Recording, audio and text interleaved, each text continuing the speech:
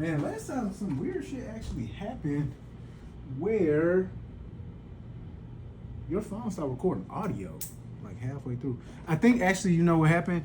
You got like an Amber Alert or some shit. And right then, that's when it stopped recording audio. So I don't know. Dang. It was weird. It's all good though.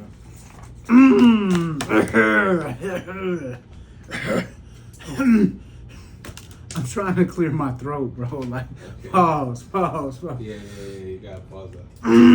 But I'm really trying to clear this motherfucker Oh, you really are. in real life. Woo! Some water. You know what? Actually, I'm gonna go get some. My throat. I'm gonna stop talking about that. I'm gonna stop that. All right. So man, is that camera on? This one is on. We're back and we're ready for business today. Yes, sir, Ski. Another week. Another week of craziness going on. Too much, bro. Too much.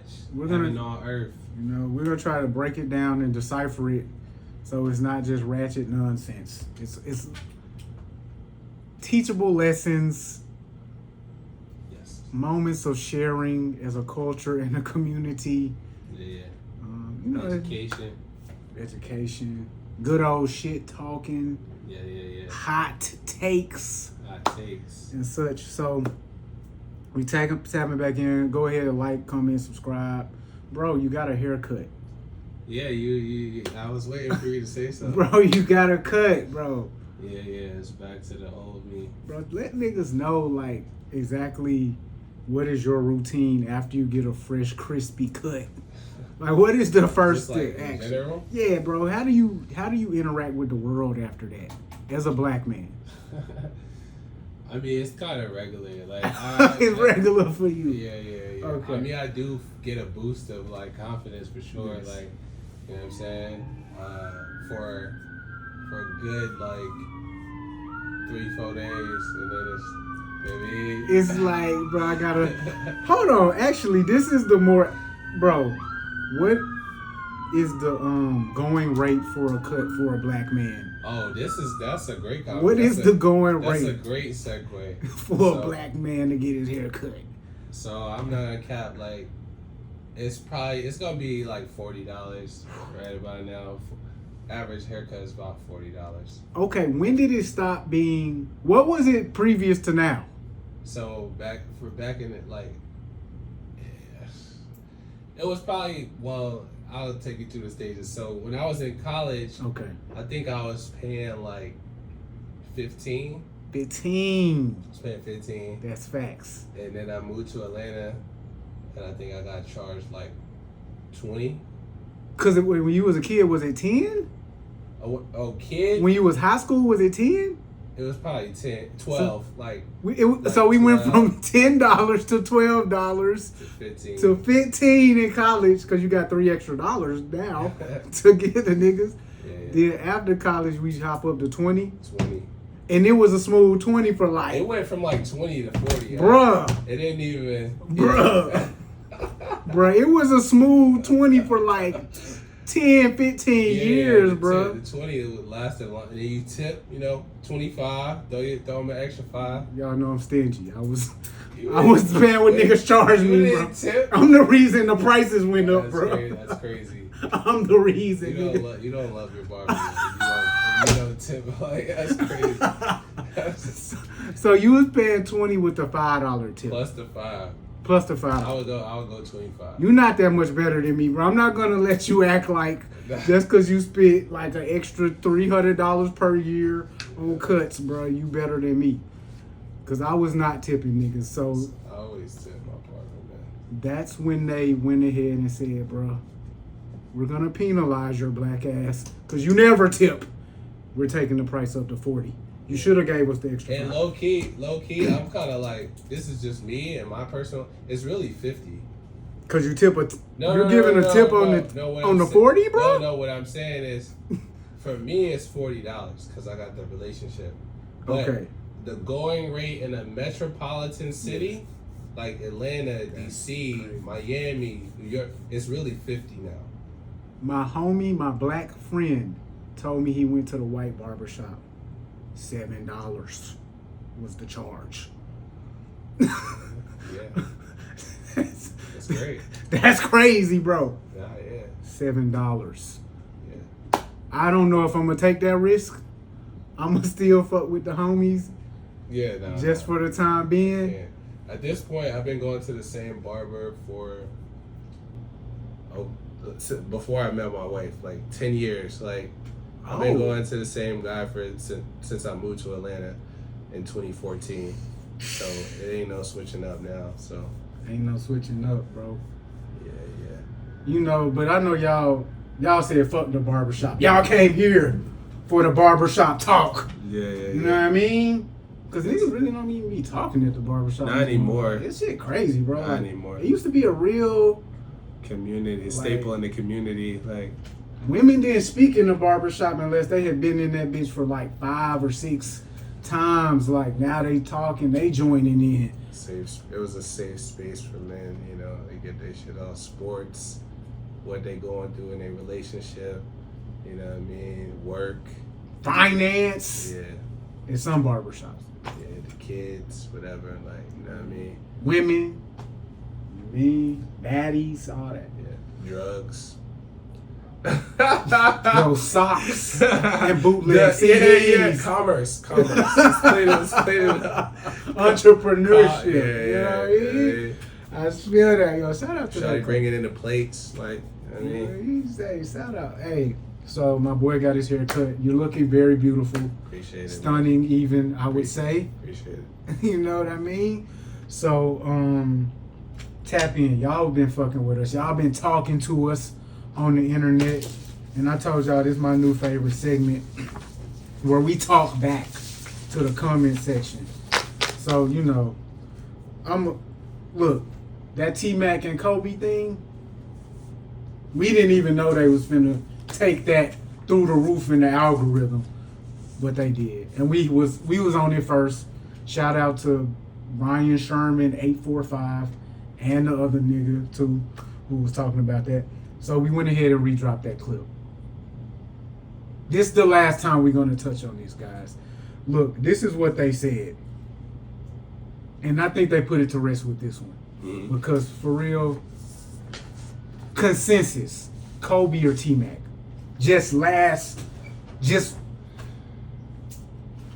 Oh, yeah. So, I mean, you got to go Kobe. And the reason why is because Kobe was a defensive player as well. It's all defense multiple times. Like, so we can't just look at, like, natural ability and talent and scoring, you know what I'm saying? Like, which they were both great at.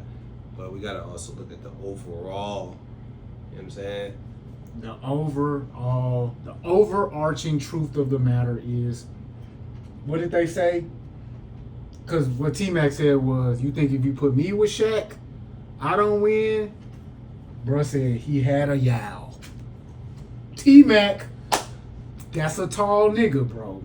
Yeah, but I think I don't know how long they played together, but I remember T-Mac getting hurt the year that they actually probably were. So you saying T-Mac a soft? A real contender. He's a soft. No, he was just injury prone. So I mean, he's extremely talented, but he was injury prone. Yeah. But he also, it's like the mental aspect of what it takes. Like, yeah, you could be gifted at scoring, but like when you in the playoffs and in the finals, the mental fortitude is what takes you to the next level. And people have questioned that for T-Mac because he was up 3-1 on. Yeah. That was his time. Yeah, like, you know what I'm saying? That's just real shit. Like, so, yeah, bro, you was nice, but when it mattered the most, like, you can never win. Like, I'm not going to be that harsh towards T-Mac, but I'm going to let Kendrick say it. Because Kendrick said if you put T-Mac with Powell, that would never turn into a championship. And I think, Kendrick, that you cracked the code on that one, bro. Nobody even said that, but that's real. That's real shit. I don't think I'm from Memphis, where we invented Powell Gasol. You feel me? We invented the Gasol brothers in Memphis, nigga. I know for a fact it's probably only Kobe who could win with Powell. Kendrick, you're going to win nothing but a shout out. Shout out to you, sir. Thank you for joining the Heaven on Earth Society. It's put to bed.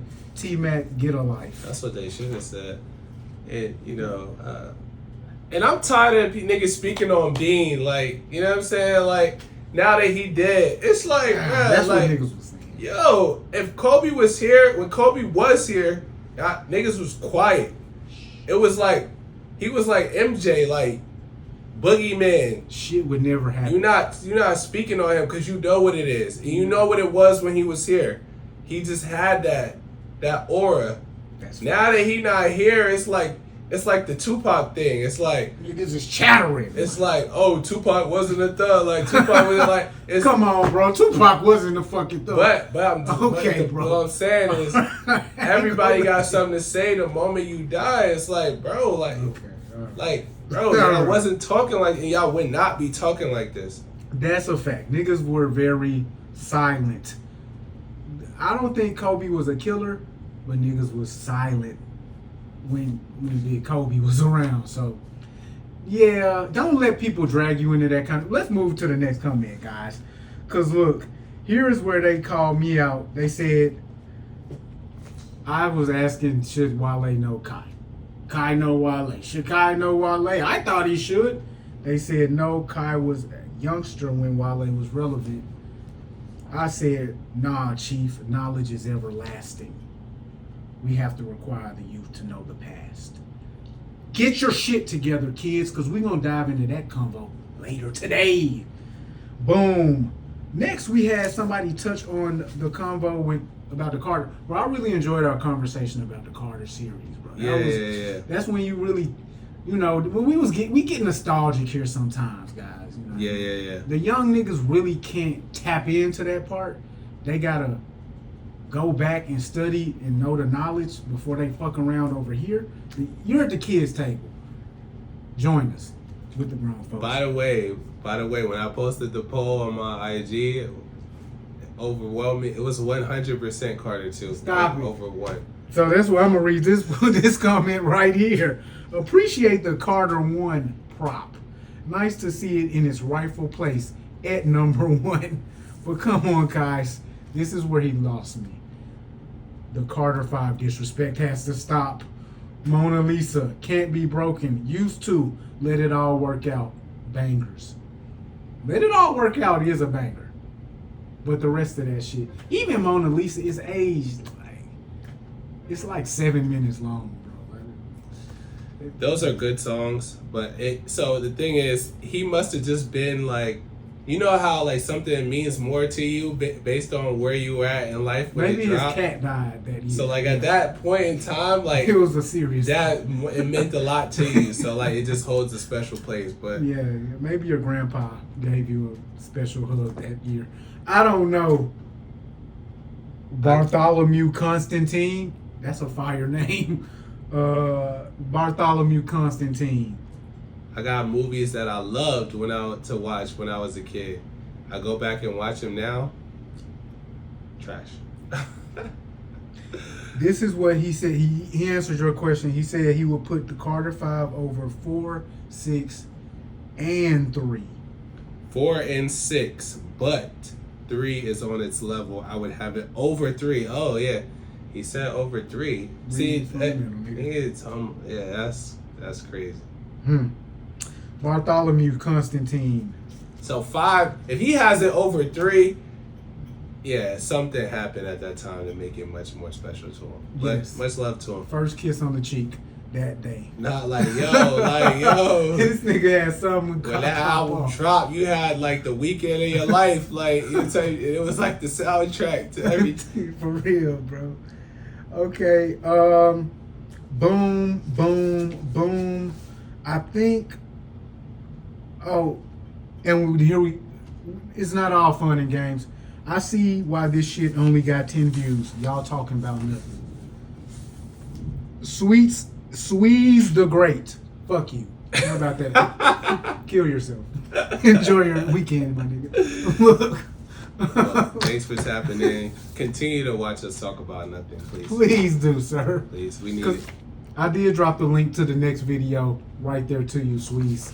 So hopefully you're enjoying that video as we speak. Ty, you can lead us in the convo. Lead the congregation in this one. Happy wife, like happy life. Happy wife, happy life. So happy wife, happy life. Positivity, no strife. Hate to break it to you, it's a myth. Whoa. It's a fallacy. If you do everything that woman tells you to do and please her every desire, that's not going to create wholeness and fullness within self. No. It's not. Okay. No, it's not. So, because you can do all of that and still be miserable. Like, you can do all of that and she could still be miserable. Right. That's the crazy part. Like, she might become. Well, then it's not. Oh, then she's not happy. Yeah, she's not happy. Right. But if you do everything to, if you bend over backwards to make someone else happy, oftentimes you neglect yourself in the process, right? That's a fact. And so, you can do all that and then you still be, unfulfilled and unhappy. So you gotta, I'm under the impression that you gotta put yourself first. Mm-hmm. You gotta, make sure that you're personally fulfilled and happy. Love yourself. Love your partner. Love your wife. Make things easier for her. Be present. Be active, because being present and being active are two different things. Facts. And so, you know what I'm saying? But you got to make sure you're happy. And then you can pour into others when you've poured into yourself. Quick breakdown: the difference between being present and being active. Yeah. So, for example, being present simply means it's just you're physically there. You're in the vicinity. You're in the house. You go to work. You come home. Being active means you are a part of the decision making. You're a part of the big decisions that are being made, the logistics of it all, the house, the groceries, shopping, kids, school, drop-offs, knowing what's going on, doctor's appointments, or teachers' names. Active is taking a step further to be a real partner, as opposed to just taking the back seat and being oh, just tell me what's going on. And then I'll show up and do it. So anticipating needs is part of being active. For sure.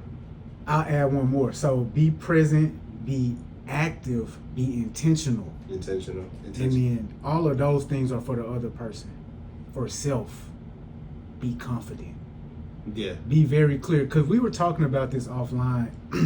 You said one of the homies said, make sure you're checking all the boxes. And people will weaponize a statement like that as though checking all of the boxes isn't what you're supposed to do. I guess you could do it with a gleam in your eye as well.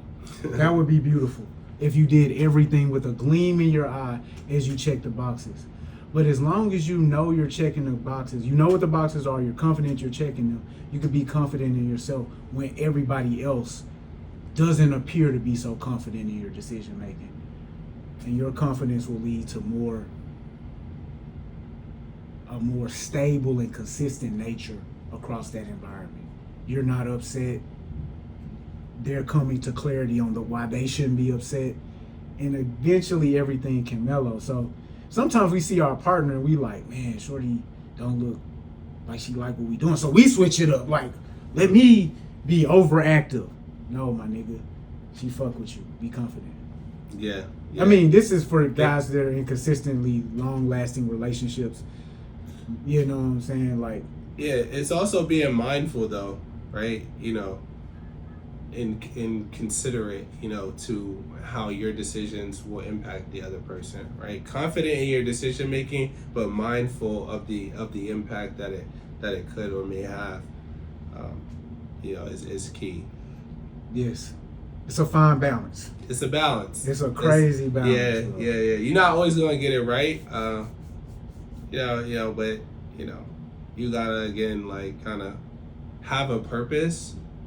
Have a real purpose. Wake up every day with and be driven, like be working towards something together, like, you know what I'm saying, like, yeah, and it's like then she can have the confidence in you that, oh, we're headed in the right direction. Not, the main thing that women don't want to feel is that they're doing it, that they're alone. Like, I don't have a partner, you know what I'm saying? Yeah. And if I don't do things, then things are not going to get done. And sometimes, guys, women will be like, I feel alone, even when they don't, because they like just checking to make sure you still there. So don't get thrown off by that. Yeah. So just stay down. It's her ski. You know what I mean? Happy wife, happy life. The last thing I'll say, though, because there's an opposing view to that. I just was watching Kirk Franklin on YouTube. He did a Father's Day episode. Okay. And he had a bunch of celebrities there, DC Young Fly and a couple, Lou Young, a couple other guys, right?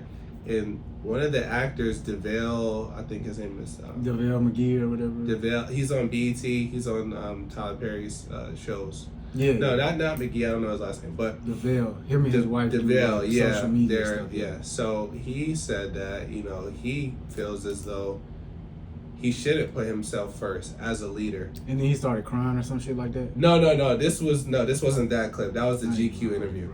So this clip was him amongst all the guys, and they were sitting there eating together. And he said, as a leader, a leader puts others first. A leader puts other people before themselves. So what he learned from his grandfather was, if I put my woman first, and I like pour into her exponentially, then that's gonna come back. That's gonna be reciprocal. Like, if I, pour into her and put her first and make sure she's straight, then she's gonna multiply that, and it's gonna come back to me. So there is a book called Leaders Eat Last. I think it's by Simon Sinek, and it's like, I could come to somewhat understand that, like, because if you are, say you're a leader of a company, yeah. Oftentimes you're the last person to get paid, right? Oftentimes you're the last person to get recognition. So, like, are you the last person to see all the money? Sometimes. No, you're not. As a small business owner. That doesn't make any fucking sense. As a small business owner. I'm talking about to see the money. Before you break it down and pay all the employees, you saw the money first, right? Oh, right. So, yeah, I think you saw it, but you might have distributed that, and then you didn't pay yourself anything. Who the fuck did that? What the fuck are we talking? Yeah. Where? No, like, your company that you work at? Some people, when they figuring it out, like, sometimes, like, they just take the L, right? Because they try to make sure everybody else straight. I feel what you're saying. I would need DeVale here to break that down. And I do, some of the content I've seen with bro, he seems a little back and it does seem pandering and performative, and also back and forth. It seems to me like he might genuinely be in a place of questioning how to move or whatever. And guys, he's married with children. I'm not trying to criticize this nigga in any way, or like I just don't really agree with him a lot of the time. And that statement, as you said it, I don't really get it. I would need him to break it down. Like, you pour into your woman, but that doesn't mean focus on her. That doesn't mean support her dreams over your own. That doesn't mean put yourself in the back so she could be in the forefront and the star character or whatever the fuck they talking about. I don't agree with that.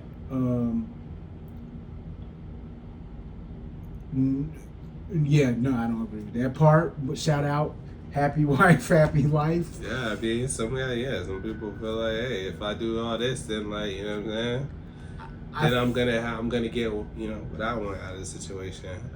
So I just think that table. Have an athlete ever took your bitch? Like in real life? Yeah, real life. I mean, no. But no. Man, I wouldn't say an athlete took my bitch, but one time after we stopped fucking with each other, she started fucking with an athlete, bro. Like a professional athlete? Definitely Semi-pro? Definitely not. This was back in high school. This was back in high school for sure. Yes. I don't, bro. I'm not gonna lie, bro. My bitch started fucking with a professional athlete. Yo. That might embarrass a nigga, bro. It's over for you. Man, bro, like, It's over for you. Bro, You done.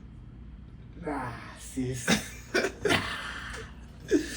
I gotta crash out on this nigga or something. Like, I know we talked about this with the Steve Smith situation or whatever, but like, nah, bro, you can't, like. You gotta take the L respectfully. Bro, you gotta do this like years later, like after you was fucking with me. Like, I can't. Just, the athletes, man, they snipers. They be in the DM. They be in the DMs for all the baddies. Bro, what if Kevin Durant hit y'all? Like, old? Yeah, like you found out he's gonna show you. I mean, KD, so you gotta respect it. The game is the game. Like, he's KD. Like, it's like. Nigga, I would probably challenge that nigga to a game of basketball, nigga. We gotta, nigga, fuck you, nigga. It's even worse embarrassment at that point. Cause I took your girl and I destroyed you in basketball. This nigga KD, bro. I'm gonna sue you, nigga. So, defamation of character and some shit, bro. 75 best R&B singers. So you just want to see the top 10? Lose in life. My man Offset no longer has a wife. They're divorced now. Okay. And they ended up dropping songs on the same day. Do you think that's a coincidence? No. Do you think it is one person trying to get back at the other person, or do you think it's a strategized game plan at the record label to create drama and intrigue? Both. Okay, there. Two birds, one stone. Yeah. Probably so. Probably both, bro. Cause let's be for real, bro. They this didn't happen by mistake. I know that. And if this was some sort of misguided attempt, because I believe Offset was slated to drop that single that day for a little while. If this was a misguided attempt by Cardi to like shut his shit down, I mean, sis, the richer he is, the richer you are still. Y'all getting divorced, so I wouldn't try to fuck his bag up right now. Yeah. And the spousal support request, if the smaller his bag is, the bigger yours is, the more money you owe him. So that's dumb. If this is a misguided attempt for one person to sabotage another, that's silly. That's foolish. If this is the other thing, this is drama and theater. And it's 2025. That's how we move. What you think, bro? Yeah, I mean, everything has to have a story now in music.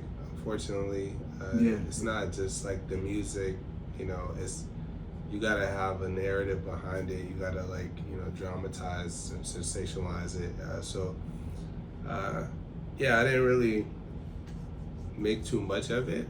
You know what I'm saying? Yeah. Because for Cardi, I mean, this is a long time coming. Offset's been consistently dropping music. Yeah, for real. So, I just look at it as like, okay, she's dropping new music. I'm anxious to hear it. Well, I'm excited. Yeah, I'm anxious to hear it.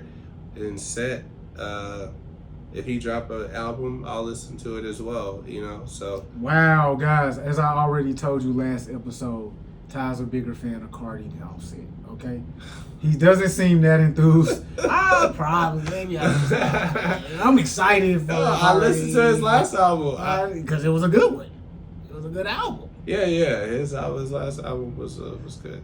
Was his last album better than Cardi B's album? Hell no. The last album that Offset dropped was not better than Moment of Silence by Cardi B. You mean Moment of Privacy? Invasion of Privacy. Invasion. Oh, I made up a name. I didn't know the name. I knew I didn't know the name. I made up one. We both fucked it up. Moment of Silence. No. So I was like, what? You don't think? No. But it was hot. Shout out to Set. He know. That album was a once in a. Okay, so now that we proved to you guys that we're not retards and we know this is a major setup, now we're gonna just actually talk like we believe the fuckery. Okay, so Offset and Cardi dropped coincidentally on the same day, bro. Whoa! When it came out, I was forced to pick which one do I like more. Silly. Sound like Blippi. Whoa! All right, bro. Did you listen to the records when they came I'm out? not gonna cap. I did not. That is why I sent them to your phone, and because I know you're very busy with a family, I went ahead and I pulled them up. All right. So we gonna check them out. We gonna fast forward for y'all. Okay. Cause we don't want to know. We're doing things more by the book these days, guys. We don't want the copyright claims. Copyright. Yeah. You know what I mean? We might put 10 seconds of it. That's Rick Ross.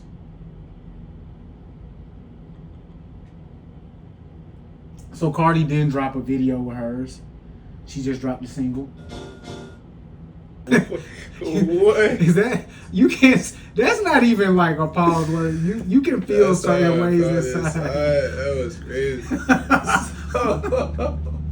so you was about to say how you felt about the song. Yeah, how I felt inside. It was.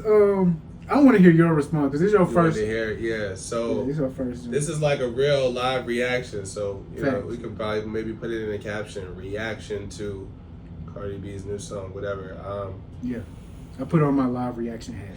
So it's definitely reminiscent of something she's done before. Yeah. You know, catchy beat, catchy little hook. I can see it being an anthem for the ladies for the summer that want to be outside, that's just getting over they nigga or whatever. You know what I mean? Yeah. I do have a problem with the song though, in terms of like her taking shots at set. Like, I don't really like that. What shots did she take at him? Yeah, like, you know, niggas ain't shit, or this You the tell your mama she raised whole a bitch. yeah, boom, and then the NFL, the talking about messing with the ball players and stuff like that. Like your favorite ball players is in my DMs. Yeah, that's tough. That hurts. Ooh, he's so big and tall. Yeah, I'm so small, he's so big, whatever. Like, that's just kind of, I mean, that's very, petty, but vindictive. gonna lie. But When I just think the last thing I'll say is like, whatever they end up going through, they still have children together, and they're gonna be in each other's lives forever. that's fact. Not That's just fact. 18 years. You're gonna be in each other's lives forever. So when your daughter, I think they have 2 daughters and a son. Mm-hmm.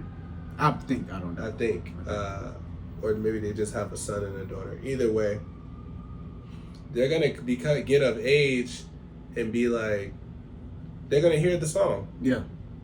and be like, damn, like, this is how you was talking about my dad, like, you know what I mean? Like, Yeah. that's how I look at it. How you raise a bitch. I mean, I didn't even think about it from that angle. Obviously, from that angle, it's just childish and immature. But on the fuckery angle, it's like, I'm just not into hoes that's like speak like this. Like, I'm just not into it. Like, it's not even sexy. I like Cardi B. I will say I like Cardi B, you know, and I'm not trying to, like, you know, pander. I like Cardi, you know, as an artist, you know what I mean? Like, I think she's dope. Like, she makes hot songs. She do. She can rap. She does. And, you know, she's aggressive. I like aggressive female rappers. Like, when we did the top 5, most of them were, like, aggressive female rappers.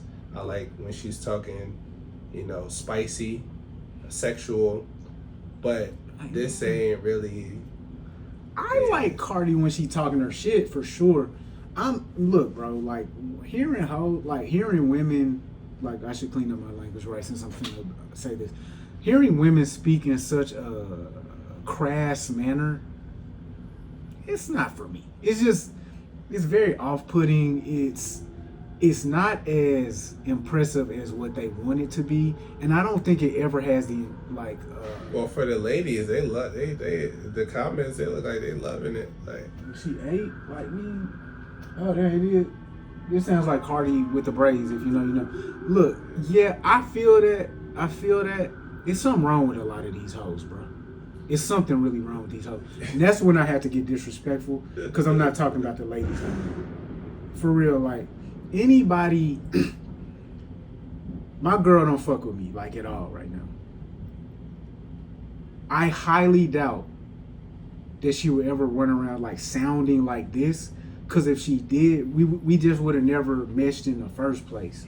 Like you could like talk shit about niggas and oh he's not shit, this and that, but to then diminish your own self, he's not shit, so I'm gonna go fuck this other guy. Like I don't get it. It just doesn't make much sense to me. Yeah. And then in the whole song you're talking about how no nigga is shit.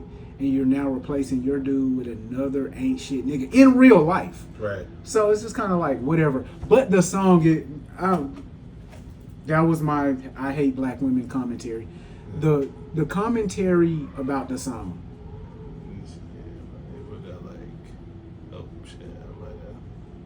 I was trying to like, it's like a glare, but just like put it. Just tap my face. Pause. Maybe the brightness on the computer. I don't know. It's a contrast.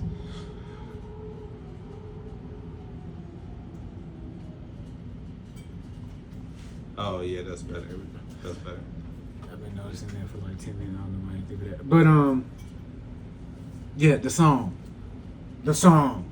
We all know Cardi as a woman. You know, she's missed a few classes, pun intended.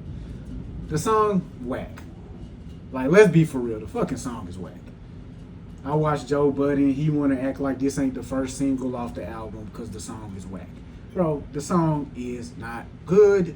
It's the same level as Bongos, which hit on nothing. The people didn't fuck with it. It's the same level as WAP, which is 5 years old by now. I like that one song she did. It was like... Enough? She did... I like Enough, and then like What? It was a Missy Elliott sample. The joint last year. If you did like it, bro, you weren't on the same level as other people who clearly didn't like it because they didn't. Yeah, after the shit came out, it didn't go, but I liked it. Yeah. Anybody watching Cardi B can tell they're just trying for another one. Yeah. Let's see what works. Yeah. Ain't nothing worked, folks, and this is the same song that ain't worked already.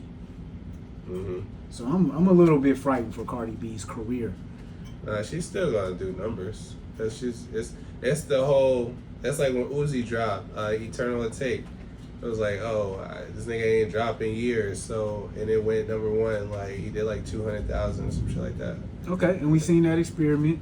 So yeah, they'll listen to that next project. What happens after that?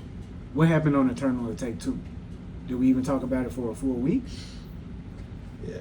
Nah. But musically, it was totally different though as well. So, this is where I think people really, I don't know, maybe I see patterns differently. This is the album where they saying, we ain't been fucking with you for a minute. We gonna give you this. We gonna show up in mass numbers to see if it's not hitting on shit, which we know it's not gonna be. It's right down the drain from Miss Cardi B. So, and I think, like, if we all are reading the tea leaves as well, we'll notice that this happened right after the Atlantic shift occurred in management. We'll notice that the grace periods that they've clearly been giving her. What are the excuses that Cardi has used up until this point for not dropping a second album? Oh, COVID. All right, Cardi, COVID came. You shouldn't have been working that whole time. Well, I'm pregnant again. You are a woman. You do get pregnant with your body twice, which delays the album twice over a 7-year period. Well, I'm going through it with my partner. Okay, that's reasonable for you to not come to work again after you've already taken other business ventures. She did a movie, like, you know. What's the name of it? It was Hustlers or something like that. J-Lo. What's the rating of it? It's trash. Okay, then. But she was working on. Did Atlantic Records get paid off of that? I don't know. If she's in a 360, yeah. If she's in a 360, yeah. Do you think Atlantic Records wants to bank on Cardi becoming a viable movie actress? No. They don't. So they like, fuck that. Where's the music? Right. Sis, where's the fucking music? And so that's why we noticed right after this little situation, after the management at Atlantic Records changes over, Cardi does announce We're putting the album out. Grand opening. We're putting the album out. And then we get a single that's just like the other songs that they already put out. Mm-hmm. And then we find out they're putting the other songs that are 3 and 5 years old on the album as well. Yeah. What that indicates to me is they, what is it? What's bro name? Elliot Grange. Elliot Grange. What that indicates to me is he's like, look, Cardi, before we were treating you like a priority here, like somebody we care about, like a family member, I'm new. I'm the new nigga. I don't know you. We're going to treat you like a regular slave. If you're not making money, we don't need you around here. And we're going to just throw you out there with no care to see if you can make some money real quick. If not, we'll replace you with a new one. That's what it looks like is going on to me. Like, because again, the songs are clearly dated songs. The work, she clearly has not been putting it in. And, you know what I mean? That's where we at. It is what it is. I mean, I think, like... You see what you sound like, bro? This is what a Cardi B fan sounds like when they heard the record she put out. You sound like you want to be excited, but you're disappointed because you can't, but you still got a cape for shorty. Go. No, it's not even caping. Like, it's like I'm thinking, like... It is what it is. You're not enthusiastic at all, my nigga. You know, like, can you tell how excited you want to be, but you're not? Well, no, it's because I like her as an artist. It's not like, I'm but it's not like, oh my god, like I can't wait till she drops. Like, it's like when she drops, yeah, I'm excited to hear it. Like, but it's not like, what is that excitement come from? If she falls off, just liking her, like personality, okay, authenticity, right?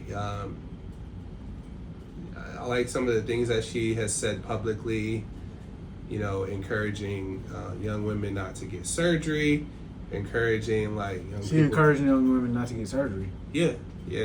She said that she wouldn't encourage young women to get surgery, right? This is after the fact, right? Like What if I said I encourage young men not to curse, but still live my regular everyday life cursing in front of young men? Would you think that would have a positive effect on young men? Well, I think if you do something that you then realize, oh man, I shouldn't have done that. Hov went through that, so you ain't gotta go through that. And then you reflect and say, damn, like, yo, I wouldn't have done that, like. How many niggas do you know that was on the block thinking, Hov went through this? I don't have to go. Either way, I appreciate her for saying it, right? Telling kids not to go join gangs because she's, was a gang member. Barty? We talking about Cardi B? She endorsed Bernie Sanders at one point. She was using her voice very actively and politically. There's a variety of reasons why I like Cardi. And then again, I like her music. So, but my point is, if the album flops and she's no longer a successful rapper, it doesn't really matter, like, because she's already a multimillionaire. I think that people gotta because nobody can quit life right now. And I don't think nobody got so rich that they can quit life today. Right, but she needs that money to keep coming in, bro. Well, I think she just was at the castle. I think that she's getting money she's made enough in her career. If she's properly invested that money, she doesn't have to continue to do music. You work at the bank. What percentage of people properly invest their money? Not a very small percentage. What percentage of people from impoverished backgrounds properly? Even smaller. Okay, bro. We know she hasn't properly invested. We don't know that. We can assume. She's buying Birkins and talking about the shit on the internet. She also bought real estate and talked about that. Well, she owns several properties. Look, you're right. We don't know anything about this. What I do know is that Cardi B can't quit life today. What I know is she has a high overhead. She can quit music, not contractually, but what I'm saying is if she never drops another song again, she'll be straight financially? I think so. You're tripping, bro. I think so. Because here's what's going to happen after she stops dropping music for sure, for good. Because right now, the deals slow down. The deal's not going to slow down. They're going to stop, bro. Yeah. Think about the Chiquita Banana lady. Do you know who that is? No. A Hispanic woman who used to be big in pop culture. She talk like that. Bruh, she's a personality that people see on TV. After she's no longer being seen on TV, she didn't become a rocket scientist and invent rockets and make money that way. She stopped being able to make money. That's Cardi B. If she can't monetize her album sales, she can't monetize her lifestyle or her persona, she's not making any money. And the persona that she has built has a high, expensive lifestyle, which she'll have to keep covering. Bro, we do this with athletes. She can go get a TV show, bro. She can go do like a brand deal, like, okay, like, yeah, I don't know about that, but I mean, we'll see. We'll see. We'll see. We'll see. So with that being said, yes. What's next is Offset's song. So okay, I hope you didn't forget about Offset. It seems like you did, bro. You are a Cardi B fan. No, I'm not. I'm actually a Nicki fan, bro. You know this. Like, I do know this. This is why this is so weird. But I know what else is going on. Women have gotten to you. Look, we're not going to tap in on that. So this is the new song by my boy Offset called Body. This is with Jid, right? This is with Jid. Yeah, I heard this was hot. You're going to see exactly. Stars. You heard. Let's not even listen to the rumors. Yeah, that's pretty good, man. That's what real excitement feels like when you really are enthusiastic about some shit. You're not just putting on for the ladies on the internet and don't see it. That's what it feels like when you really are enthused by some music that a nigga made type shit. Yeah. That's that sinners level blues or whatever the fuck them niggas had going on. Yeah, that was dope, man. That was dope. Niggas had sent it to the chat, like, I just didn't get around to it. Like, I'll listen to it whenever, but I did hear that it was some heat, and it's a good record. I would love to be able to understand, because I really just listened to them songs back to back, and I had a truly different internal feeling inside. Yeah. Truly different. It wasn't the same. So yeah, that's the same as like last week when we listened to that clip shit, and then we had listened to Wham Whammy or something right before that, and then I just. Get these hoes out of hip hop, bro. For real. Like, I don't want to crash out, but I keep crashing. Bro, get these hoes the fuck out of here. Because the more I listen to some shit like that, and then got to turn around and listen to Cardi B do the same song that 45 other black chicks already did about how they gonna step outside, they don't need that nigga no more. Bro, like, it's not even a good, unique concept. Yeah. The light-skinned girl who is not on, but from Atlanta, Anaya, what's her? I don't even remember her name. Oh yeah, Anaya or some shit like that. Something like that. Some shit. She used to kick it with Caribou, whatever. Her name. She did Back Outside a year ago. Much harder record. Oh, with Lotto. With the joint with Lotto. Yeah. Much harder than this version of Outside. Message is the same. Go back outside. Fuck these niggas. The only way to empower yourself is to fuck a new nigga. Okay, sis. Think about it for 1 to 2 seconds to see if that makes any sense. The way you empower yourself from getting over one nigga is to fuck a new nigga? But messaging is powerful. I mean, I'll say that. But the song though itself. Come on, bro. Yeah, no. Well, like what I meant by that is like, you know, you ever heard the term the best way to get over someone is to get under someone else. I watched Sex in the City too, bro. But here's the thing. So learned all this stupid shit from these hoes. But that shit, what I'm saying, bro, that shit stuck. To these hoes? That resonated with people. Yes, that resonated. Bro, why are you saying with people? With hoes? No, that men do the same thing though. To get over a chick, you go fuck a new girl. That happens. Like I feel you. Them niggas lame as well, bro. So I don't want to but I want to focus on Offset. So did some music in the song, and I want to say how I feel about the song. Okay, my bad. So, the record was hot. The record was hot. I feel like Offset really been my favorite Migo. Well, I've thought that he was the best rapper in the Migos for a long time. I'll say that. I know a lot of people will say Takeoff felt like he was the best, or maybe had the best flow. Yeah. Like Take might have had the best flow, but Set really was always like, I mean, like so.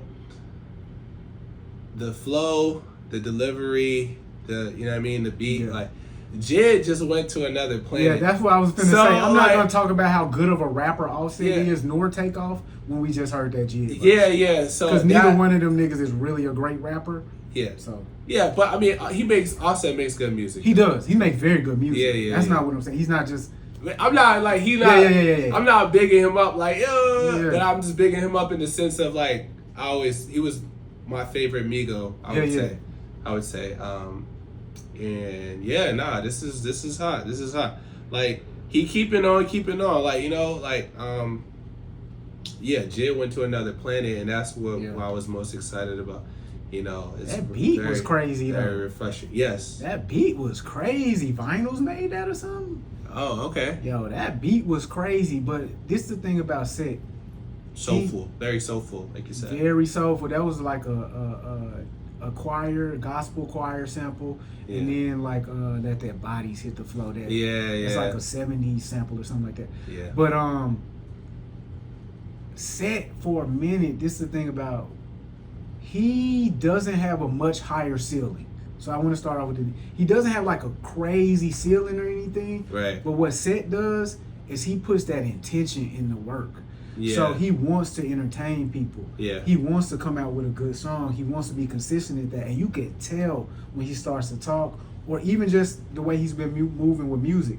Yeah. He was the first person to do a collaboration with Gunna after he came out, not giving a fuck about the politics. Yeah, they did 2 songs. Yeah, they did a few. Yeah. One for Offset, Style Rare, and Proud of them. Proud of them. And even on this song, he could have easily went ahead and focused on having the focus be Cardi B in his situation. Right. We saw the bitch twerking on him in the video. She was thick as fuck or whatever. But that wasn't really the focus. I thought you was talking about the other video. Oh, I didn't see that video.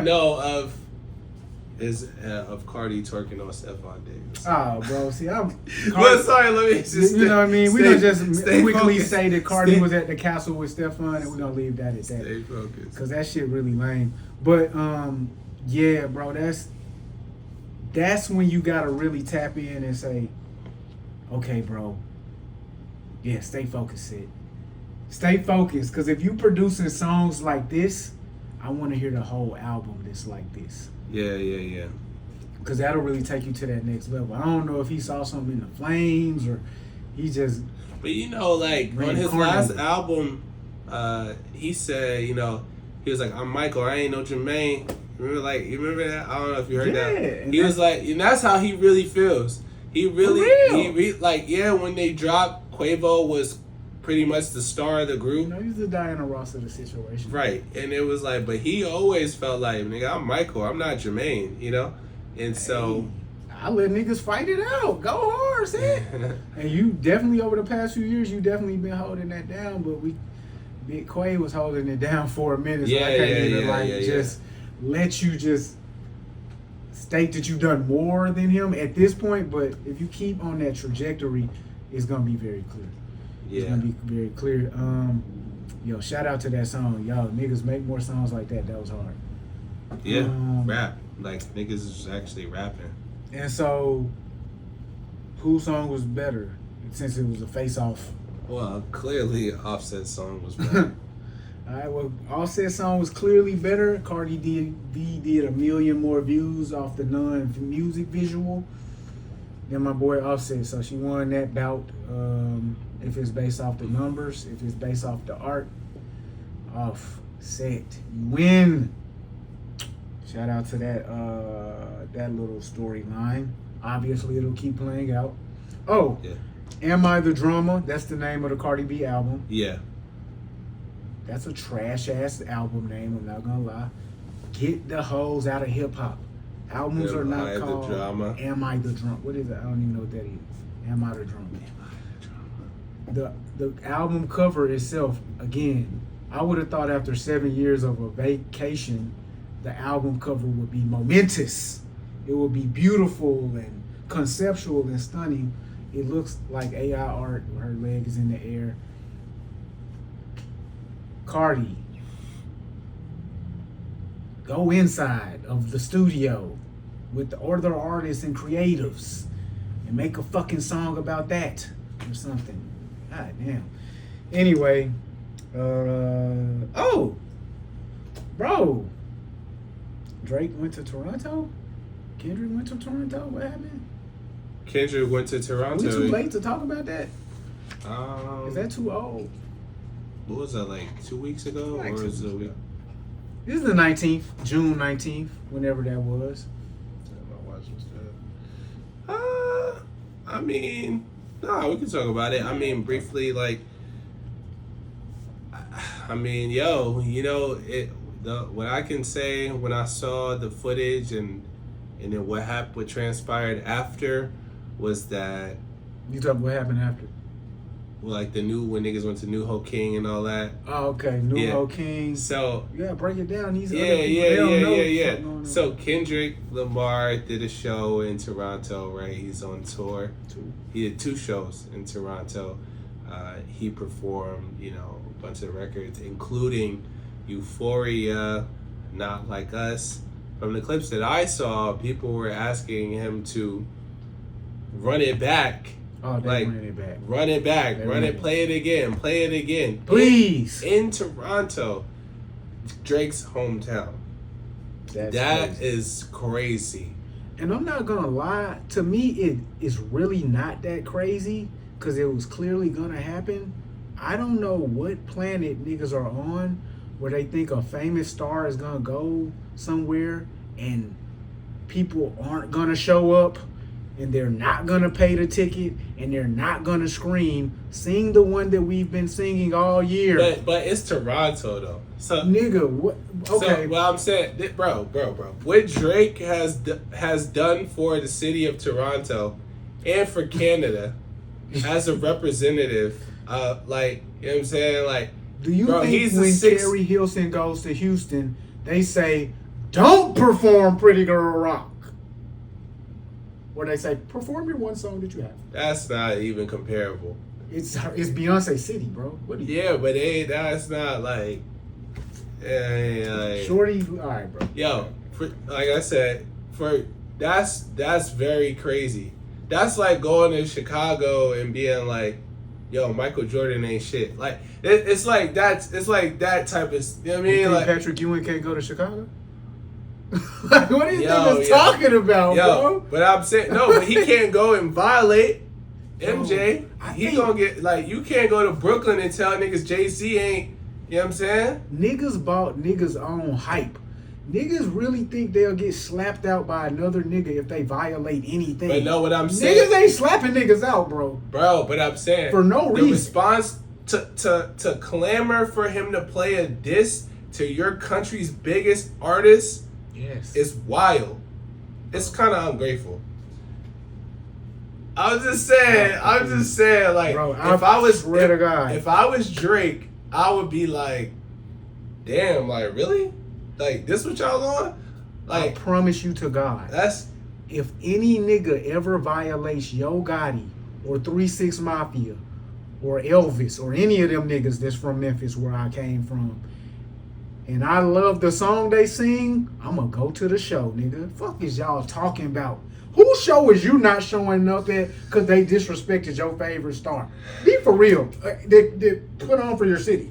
Whose show are you really not gonna go to because your favorite star that you never met got violated? You really making the decision on that? Nah, but I'm saying like, exactly. What I'm saying is you're there like that's just like. It's the biggest song. You can appreciate his other. I mean, they didn't do that nowhere else. We ain't do that. You can appreciate the music, like, for sure. Like, regardless, you could like both artists. It's cool, but to stand there and cheer like while he's getting disrespect, like, okay, like, and this is on a way smaller scale. But like, I'm a Meek Mill fan, right? So when Back to Back was out, it was everywhere. Yeah. I like the record. I like Drake. When they played Back to Back in the club, yeah, you make my point, bro. I danced to it. But however, making my point, bro. What I didn't do was go to Drake's concert and be like, play it again, play it again. Like I was. And if you did do it, who the fuck would care?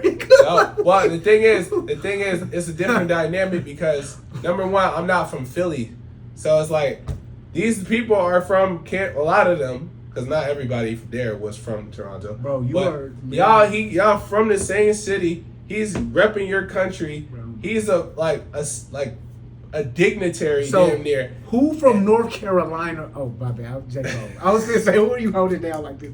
J. Cole. So I was finna say you tripping, but you actually do hold Cole down that's just like. Bro, like, I can't. That's just crazy. Like, okay, so I gotta accept it if that's how niggas move and that's how they would move. That's crazy. I would personally never in my life, on behalf of a famous star, shun another famous star when I never met neither one of these niggas. I get it. Except for Pusha T. That bitch ass nigga. Look, Pusha is a bitch. So that's different. What's That's different, bro. Pusha is a legend. Pusha T violated. You don't know Kanye. That's what I just said, except for Pusha T. I do know Kanye though. I met him twice. I met my nigga. You remember when he was at Birthday Bash? Yeah. Yeah. I remember. Yeah. I bet. Say Yeah. Say less. Talk your shit. He stuck out his hand. He said, "Hi, I'm Kanye West." Talk your shit. So, for that reason, I'm riding for Pusha.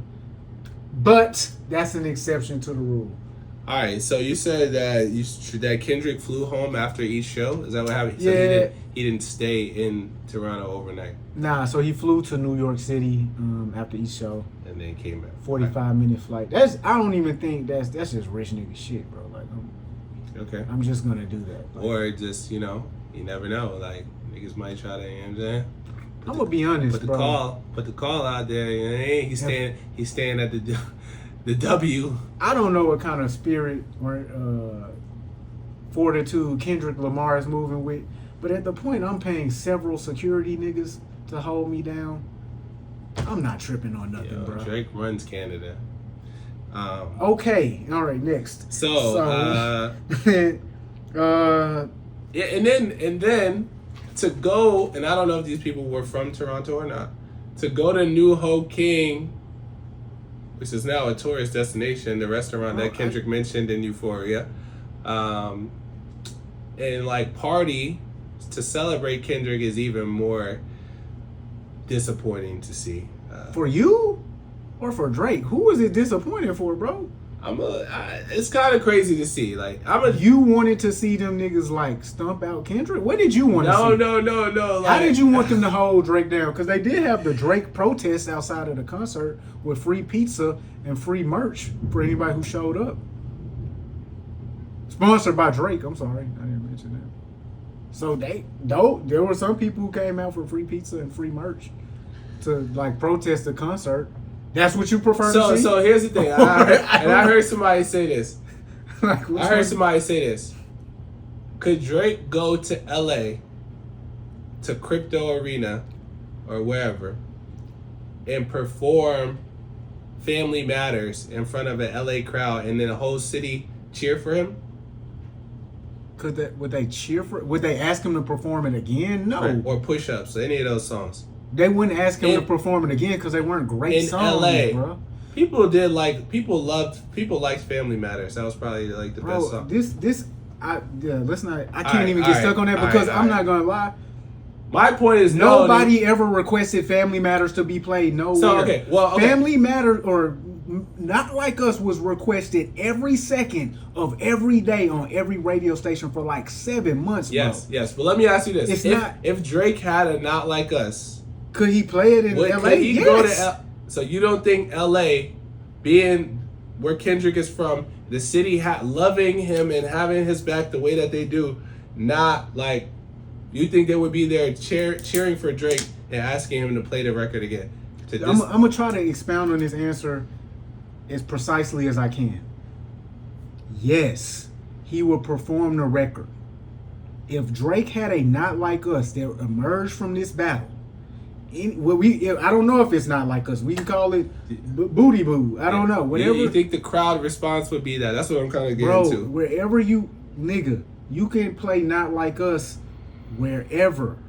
It's, bro, when you have a hit song, bro, it's a hit song, niggas. It's only a hit because everybody loves it. Okay. It ain't a special demographic of niggas who like, nah, I really mean it too. LA different. I don't know. He might get ran. Let me he might get ran out of there. No, bro, he would get ran out of there because LA is a more tight-knit community than Canada and Toronto. It's just is what it is. The experiences that people in LA have and the way they tie themselves together and identify to LA through those experiences is very clearly much different than what goes on in Toronto. I don't know why anybody has been playing like Toronto is just, it might be a melting pot, but it's not a gumbo where everything melts into everything else. Everything's in the pot, but you can pull out a whole potato and you can pull out a whole fucking carrot and say, why are you talking with a potato accent? You're a carrot, nigga. That's what's happening in Toronto. Toronto isn't like a place where people unified. Yeah, it's not. They're not united by one common cause, and they're certainly not united by grief or common strife or common tragedy. That's what's going on in LA. That's a good assessment. Much more than that, it's a lot of people who do not like Drake. That's a fact. Famous people, industry people, civilian people. A lot of those. Right. It's much less people who dislike Kendrick Lamar. That's true. So that's what's going on. Yeah. People can't really act like this is just some sort of, bro, this is a real culmination of people not liking you, bro. And I think, I'm not really sure how anybody's missing it at this point because a lot of people don't like him. The people who do like him have to get over things in order to continue to like him. You have to dismiss things. You have to dismiss the fact that he was a person who made a woman get 3 tests or whatever. You have to dismiss the fact that he's a grown man who moves like a little girl. You have to dismiss the fact that he's selling gambling to little kids. You have to dismiss a lot of shit, bro. Then you have to dismiss the rumors, which they're easier to dismiss, but now you can't dismiss those either because it's the whole topic of everything. So it's like, bro. Different dynamics for sure. Jagmeet Singh went to the, so you didn't see? Oh, yeah. The politician went to the thing. So this is like everything. People are getting that was kind of him calling the guy a goof. That was a bad one. Like, he just keeps making it worse. To be Drake, that is. He's doing things. Everything that he does, he makes it worse. It's like, bro, you doing shit that's like truly unnecessary things. Sending him a message saying you're a goof, then posting that to your story. Then you post it. Like, it's not like he posted it. Yeah. So it's like, bro, what are you doing this for? And then, so I saw on other podcasts that's a symbol of Drake's power in the city. Bro, the dude was there dancing to the song. And then he said that he regretted going. He apologized. So does that make Drake all powerful in the city? Because it's I just told you that. I just told you. What I want you to understand, tell me what a politician says in that scenario.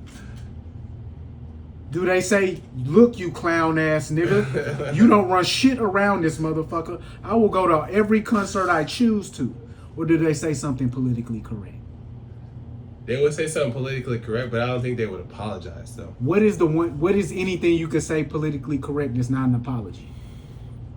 To a nigga calling you a goof for going to a concert. Tell me the response that's politically correct without apologizing. You just say, I love Drake's music. He's done a lot for Toronto and Canada. But I went today. I also enjoy, music by Kendrick Lamar. I was invited by family, whatever, to show support, whatever. Like, I was invited by family is an apology. All right, well, take that out. But just, I enjoy the music from both artists. And, okay. I'm all about positivity. There was a lot of negative things that were said. I wanted to show the spirit of our city and how we love everybody, like, you know, whatever, like, you know, something like that. Something like that. Drake's house got shot up, like, yo, we trying to, like... Wait, you were mentioning Drake's house getting shot up as to why he went to the kid? No. Like, as far as, like, the violence, the negativity, like, we're trying to open up a new chapter, right? You know, whatever, right? Yeah. I don't think that makes you powerful. I think first of all, because I think Wale was lame when he did this. You said pretentious a week ago when Wale did it. You also did say he is not Drake though, so I guess that means Drake. Ski. Oh, you want to talk about Wale? No. I'm not trying to talk about Wale. I'm just saying I don't think it makes you powerful. I just think you now put somebody in a position where they either have to apologize to you or say nothing at all. Mm-hmm. Yeah, I mean, sometimes the best response is no response. And again, that'll be taken a certain way as a politician. So, again, I'm thinking everything at this point is making bro look a little... to me, this is the same thing as Wale saying, hey, you know, you weren't supposed to go to his concert, right? I'm the guy. That's just what it feels like. Did you hear Mr. Tumaza? No. I sent this one to you too, bro. Damn, really? I might not have, actually. I don't know, like, yeah, I don't know about that.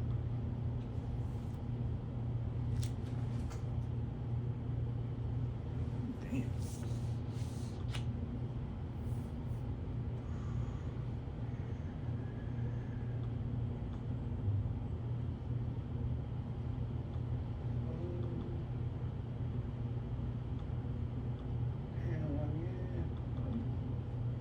So this is Drake's latest song that he put out. You know Smiley? Don't say a word. Yeah. Hey, I remember pushing DT with a man and whipping 2 Mazdas. Grocery shopping at Royal Plaza. Me and Lil Sandals broke on the Gaza. First floor room at the airport Ramada. I'm trying to make the most out of nada. Now shorty see me and say, oh my God, it's Mr. Tumaza. I'm with Snigga Lino, I'm with Snigga Lachi. Mr. Dome, Mr. Gucci, and Prada. Me, I'm a 6 guard, Bob is a bulldog. Both could have been at Gonzaga, nigga. Some nights I wanna cut cause the city's been hot like lava. Yeah. Lil Waterloo road trip. Shorty see me and said, oh shit, girl, that's Mr. Tumaza. And they calling me that cause I watch Tumaza. Yeah, and they calling me that cause I spot Tumaza. Yeah, every other thing is a runway model. Astro can make 1 lap and here come back with 10 Embradas. I'm in Barry, Muskoka, and Brampton. Fuck Hollywood and the Hamptons. I'm in a battle pack mansion. Ferris for foodie expansion. Yeah, Mr. Tumaza, my Hamilton girl, like Scarlett Johansson. Just with a way bigger Bamski. And this is an anthem. Yeah, Miss Tumaza, Miss Tumaza, Miss Tumaza. And they calling me that cause they... I'm gonna go ahead and pause it there. On Smiley. He's a good artist though. Okay. Thoughts? Nah, it's cool. It's cool. It's a vibe. I liked it. I feel like I feel the same way you feel. Other people don't feel like us though. I mean, like, I just feel like there's a extreme, you know, sensitivity or overreaction to the, or, you know, it's just like people are being overly critical of bro now. Like, and Actually, let me ask you this: that's a song you'll play again? yeah. I didn't play it for a little while. Played in the whip, and then for a couple weeks, and then just like I do with any other song. I feel it. It ain't like one of them ones that's gonna be like I'm still playing this shit a year later type shit. Like, but for the moment, like, yeah, It is cool. I can spin it for a moment. Yeah, I like the beat, I like the vibe, I like how he was rapping, I like the accent.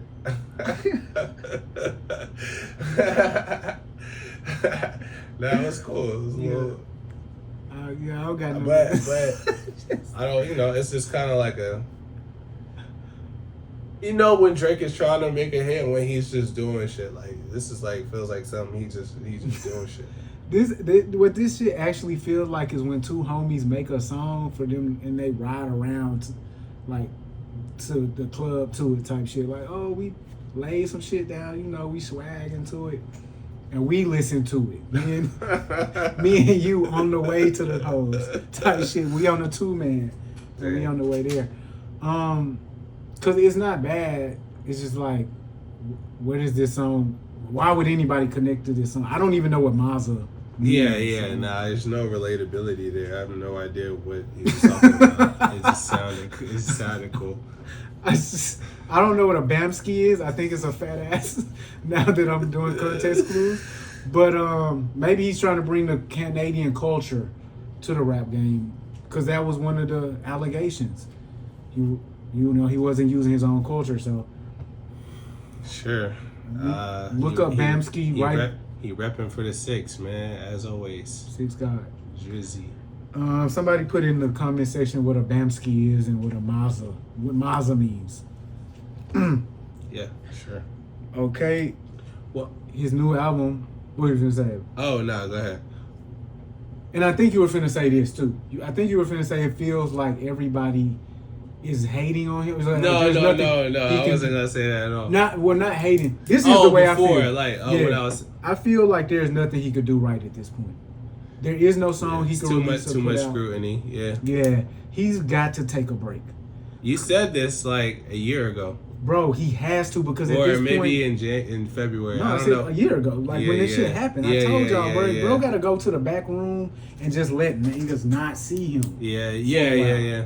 Like, for real. That would have worked. But, again. It'll work right now if he does it. Yeah. But the only thing that won't work is like continuously releasing music until you release your next album, because we're going to call that trash too if you keep doing that. My bad. What was that say? Nah, like, I would say that what you said was correct. And I think that pride and ego and thinking that you're, you know what I'm saying? That'll kind of hinder you, in that sense. I think he's too egotistical to take a break. He is, and it's not working out for him, bro. It's really not working out. So T-Pain actually commented on this. The one thing I learned from Drake, and here's the crazy thing. One thing I learned from Drake, but one thing he hasn't followed his own words. Mm-hmm. Drake said, I want to be one of the people that gracefully bow out and not get kicked out. I have ever since said, thank y'all. I appreciate y'all. I'll see y'all when I drop.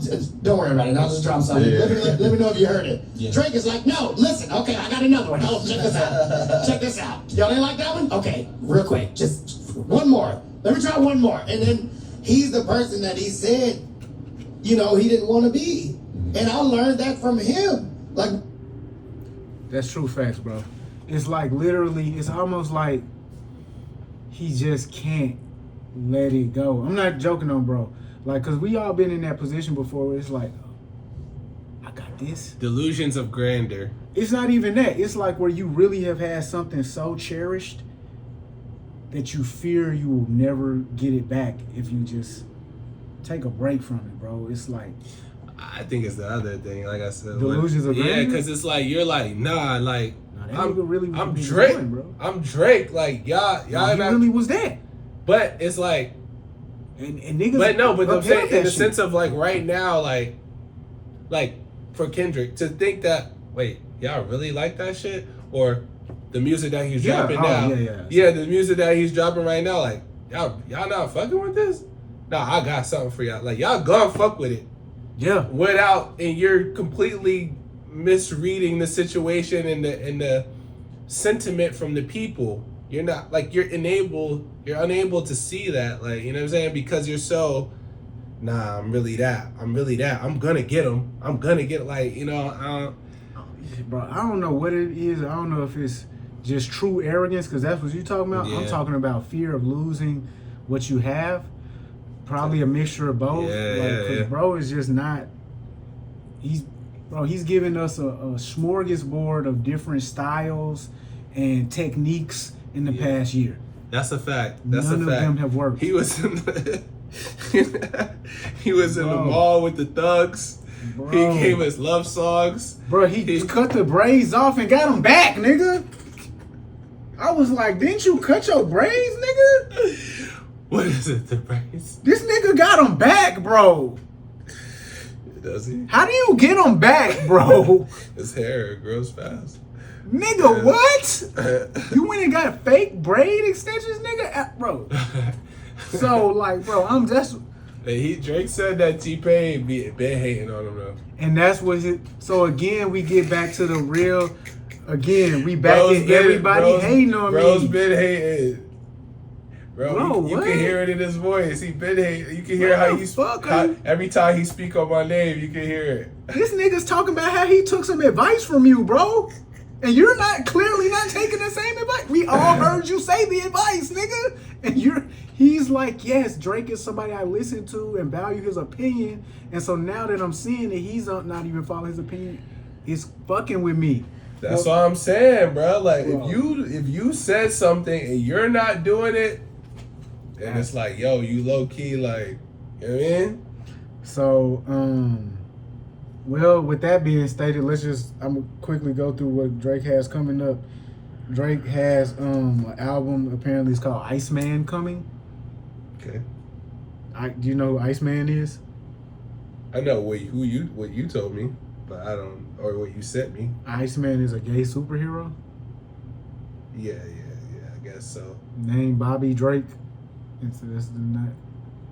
I don't know, bro, if that's a good name for it. I didn't look into it that deeply, I don't know if that's the good name of an album, just at this current time. Iceman, Too Cold. And then we have to also think about the fact that the organization of ICE is running around America. Frozen. Oh, damn. I just don't think Iceman is the greatest title for the next album, or that you should be dropping an album. You heard that, Iceman? And even if this wasn't going on right now, that's kind of like a lame album title. Yo, you heard Iceman? It just doesn't roll off the tongue. Pause that. So, yo, shout out to Drake. We haven't talked about him in a while. Kendrick, we haven't talked about him in a while. I don't know if we'll be talking about Kendrick too much moving forward. I think he's going to take a probably risk. Gonna disappear, after this Super Bowl. Well, I mean, not after after the tour. Yeah, the battle's officially over now. He put out his one album per 3-4 years. GNX. So he can go back to wherever he was at. Next. So you want to do? Did you listen to the So Be It Pusha T joint? Mm-hmm. Okay, so you check that out. Thoughts on the track? Yeah, another strong performance lyrically. Another dope record. Okay. On the Clipse. You know what I'm saying? Super dope. Niggas throwing shots. I like the visuals. The visuals were fire, bro. Yeah. I kept thinking, when I was watching the visuals, I kept thinking about our conversation about visuals lately and how they don't really serve a purpose, and we really haven't seen any good visuals. That video, that was tough. Yeah. So, what came out of that? He don't fuck with Travis Scott. Yeah, you cried in front of me. You died in front of me. Calabasas took you and your pride in front of me. That's a bar. That's a bar. It's a simple... Pusha's a killer with those simple bars. Yeah. Because of the truth of them. Yeah. Calabasas took your bitch and your pride in front of me. Damn. That's crazy. It's tough. We don't know who in Calabasas did it, but Drake or AE or somebody. Tiger did it. Somebody. But so are you tapped in with Pusha T on Travis being on some sucker shit? Yeah, I'm up to speed on that. Pretty much from, he don't like how bro was moving. He feels like he's not loyal. Do you fuck with that? Do I fuck with what part of it? Tiger or Travis, the way he was moving. So we that's let's not break it down. That's not real. Yeah, so you go ahead. Tiger, or I keep calling this nigga Tiger, bro. That's probably what Kylie did. Damn, bro. Travis Scott. First thing he did, he let Ye get dissed by Drake on that track, Sicko Mode. Right. Then he let Pharrell get dissed by Drake on Meltdown. Then he kind of promoted Drake getting dissed On Like That. on Like That. Sci-Hi's had an issue with this guy for a minute because he owes him a swap. Travis owes Sci-Hi a swap for the Sicko Mode. Sci-Hi wrote Sicko Mode, which is why Pusha's saying niggas that can't even rap can't tell me what to do. Mm-hmm. So now you're caught up to speed. Yeah. And you summarized it probably more concisely than I would have. I saw all of that, and I understand why Pusha T would feel that way. That's when, like, you gonna go in the studio and play the record, interrupt the session to play the record, and then you don't in front of Pharrell. I forgot about that part. Yeah, because you literally he's getting dissed on the song. Like, what's that about? And then, like you said, to be at the show, like, telling Future, hey, play that one joint. Like, what do you want? Like, you know what I mean? Like, all of these moves. Have you ever been around somebody who didn't do something egregious, but they just did like a bunch of little shit, and each little thing made you go, why you do that though? That's kind of weird. But I can't stop fucking with you over that. But that's weird though, bro. Mm-hmm. So the situation with Ye, that's probably the most like, cause that's your mentor, bro. Like, that nigga put you on for real. Mm-hmm. So, and that was during like the middle of the whole beef, like the big beef or whatever.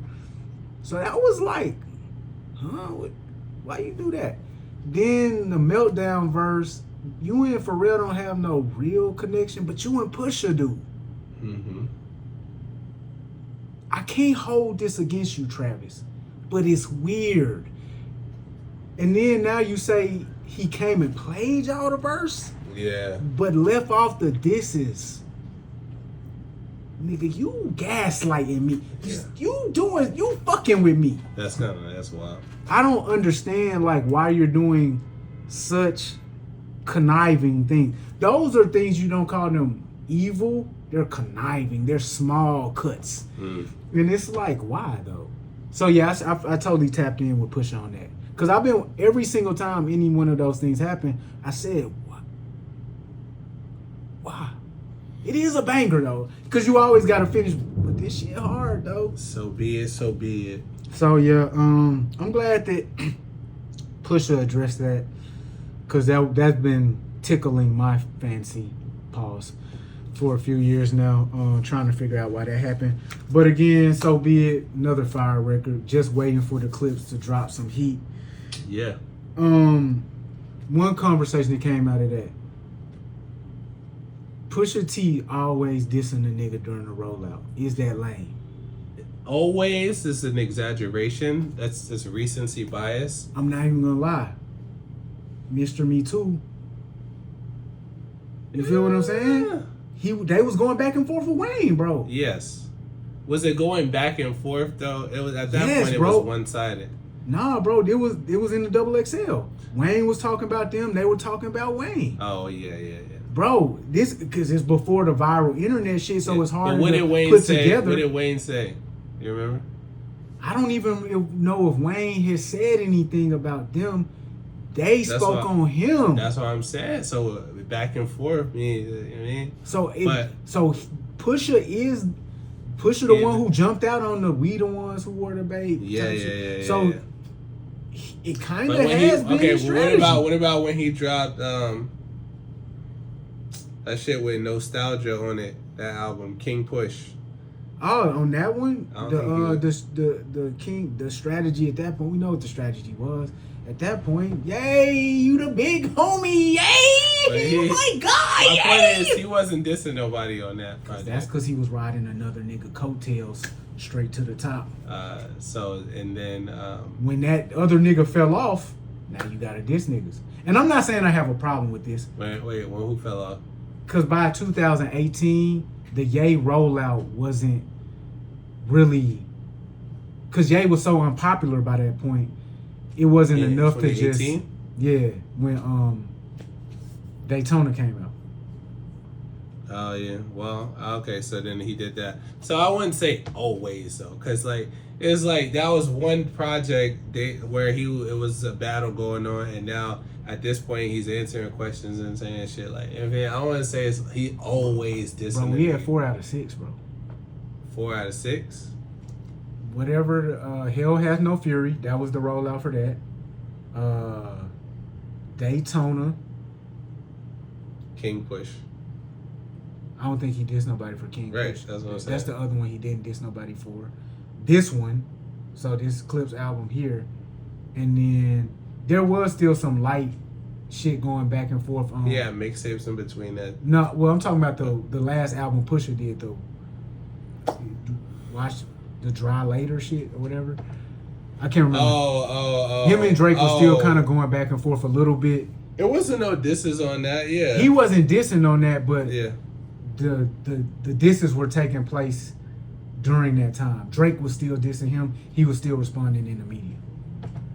So 4 out of 6, I'll go ahead and say this might be one of his playbook strategies. Fuck it. I mean, I don't. But is it lame though? If it was, is that fucked up to do? no. No. I wouldn't say that. Cause, I mean, it's like wrestling. Like.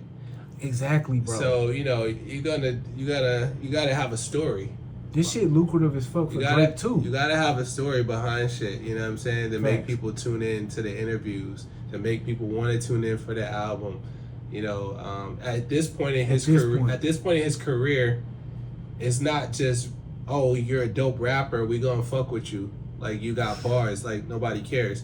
So you gotta add a little, you know what I mean, to the mix and. Yeah. So it's just business. It's just business. He probably know what he doing. Bro, I think all of these niggas are in on it together, bro. Like, let's be serious. Like, come on, bro. Yeah. Like, niggas is dropping songs. Come on, bro. Like, be for real, bro. You played Pusha. Damn. But a lot of people are, from the comments that I saw, they agree with what he's saying, and like some, I'm glad, niggas is standing on principles, you know what I'm saying? It's like real man shit. Like, like somebody, every time somebody speak on something, y'all say is hate. I see a lot of comments that are like, I feel, bro, like, you know what I'm saying? Bro, we just tapped into that last week, bro. In order to be a real man, they had to have cut your tongue out your mouth at this point. You can't speak on nothing, or you a hoe ass nigga who shouldn't have been talking like that. Dang, you remember I sent you that clip where Which one? you was like, why niggas gotta be so cool, like da-da-da-da, like niggas gotta be so cool. Dang, I ain't sent it you did. Today, you sent it today.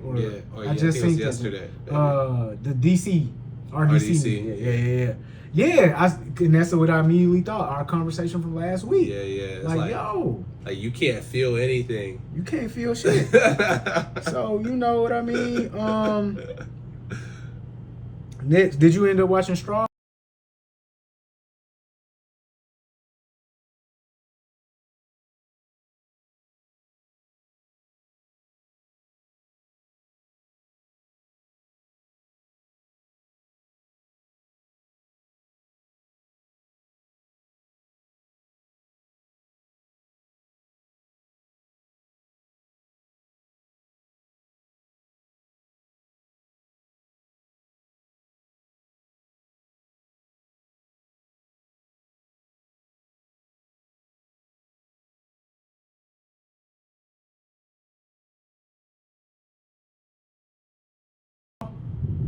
Yeah, I watched it.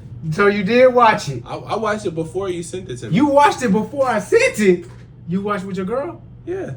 Okay. Well, I watch all the Tyler Perry stuff.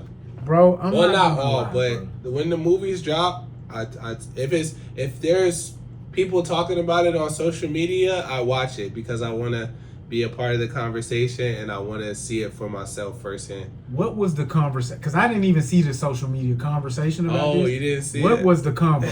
Because I just tapped in and watched this. And I'm like, yo. So for Straw, it's the same conversation every time he drops a movie. Okay. 50% of the people said it was trash, and then 50% of the people said no, it actually wasn't bad. So it makes reviews, right? 50% of the people said this isn't bad. Was that they quote? Maybe this isn't bad, or were they saying it was good? Because if they were saying this isn't bad, I didn't hear. I can fuck with that. Maybe it was a little more. Maybe it was 60-40. I don't know, but I didn't see a large amount of people saying it was great. But it's always mixed reviews. That's why I'm like, it's like So, nonetheless. I wanted to have somebody said they cried or they really related to the. Maybe I got that from the clip that you said. Yo, son, that's crazy if that really happened. Right, I want to meet because they've been through tragedy. If they really shed tears at this, they've been through real tragedy. That's not a comment that I saw. I'm sorry. I might have made that up. Okay, that's good. Yeah, I'm glad of that. I watched it. So I did watch it. Shorty's going through it all. Not gonna lie. I mean, I was kind of dozing off a little bit during the movie. I'm gonna just be 100% honest. But I saw the most of the film. Like, so I actually pressed stop. Stop. You didn't watch it to the end? I pressed stop. I came back later in the day. Okay. I had to recoup. Okay. I had to reconnect with my brain cells because they were dead at that point. And then I started back watching it later, but I didn't finish it though. Oh, you didn't finish it? I actually just went to watch a review of it to make sure that other people knew how bad it was. But the thing is, you gotta watch it to the end because it was the plot twist at the end. It was a plot twist where she started to make total sense and acknowledge her own wrongdoing. No, where it was like it wasn't real. Like some of the things that happened in the movie, she had hallucinated. Say less. Say less. Yeah. Say less. Yeah. Say less. So that was kind of. I was like, all right. Say less. Like, okay. You know what I'm talking about? I didn't see that part. So say less. That's what I'm saying. Because Yeah. now this might put me in the situation where I go back and say this was an amazing. So say less. So we just gonna talk about it up until a certain point. Okay, so I was talking shit about the movie. I'm not gonna lie. Like from the jump, and my wife was like, "Yo, babe, the movie just started. Relax." And then she personally felt like it wasn't that bad. That's how your wife felt. So she's the 50% of people you were talking about. She's like, yo, she said that it's like a bootleg John Q. So that's what I will say. This movie took elements of John Q and Inside Man. That's where he got his concept from on this movie. Yeah. He was like, he had to be watching Inside Man. It was like, you know what? They gonna have a bus. What if this was a black woman? Whoa! Instead of a black man. And that's what he said about John Q as well. Yeah, that's what I'm saying. He said, John Q, Inside Man, and black women. Boom. I think that's what he did, bro. So, I mean, both Spike Lee movies. Wait, no. John Q is not Spike Lee. You almost got me. Inside Man is You almost Spike got Lee, me. I was like... Damn, I'm bugging. It's Denzel, so I just automatically thought of Spike. Both Denzel movies, though. Yeah. Wow, this nigga really did that, bro?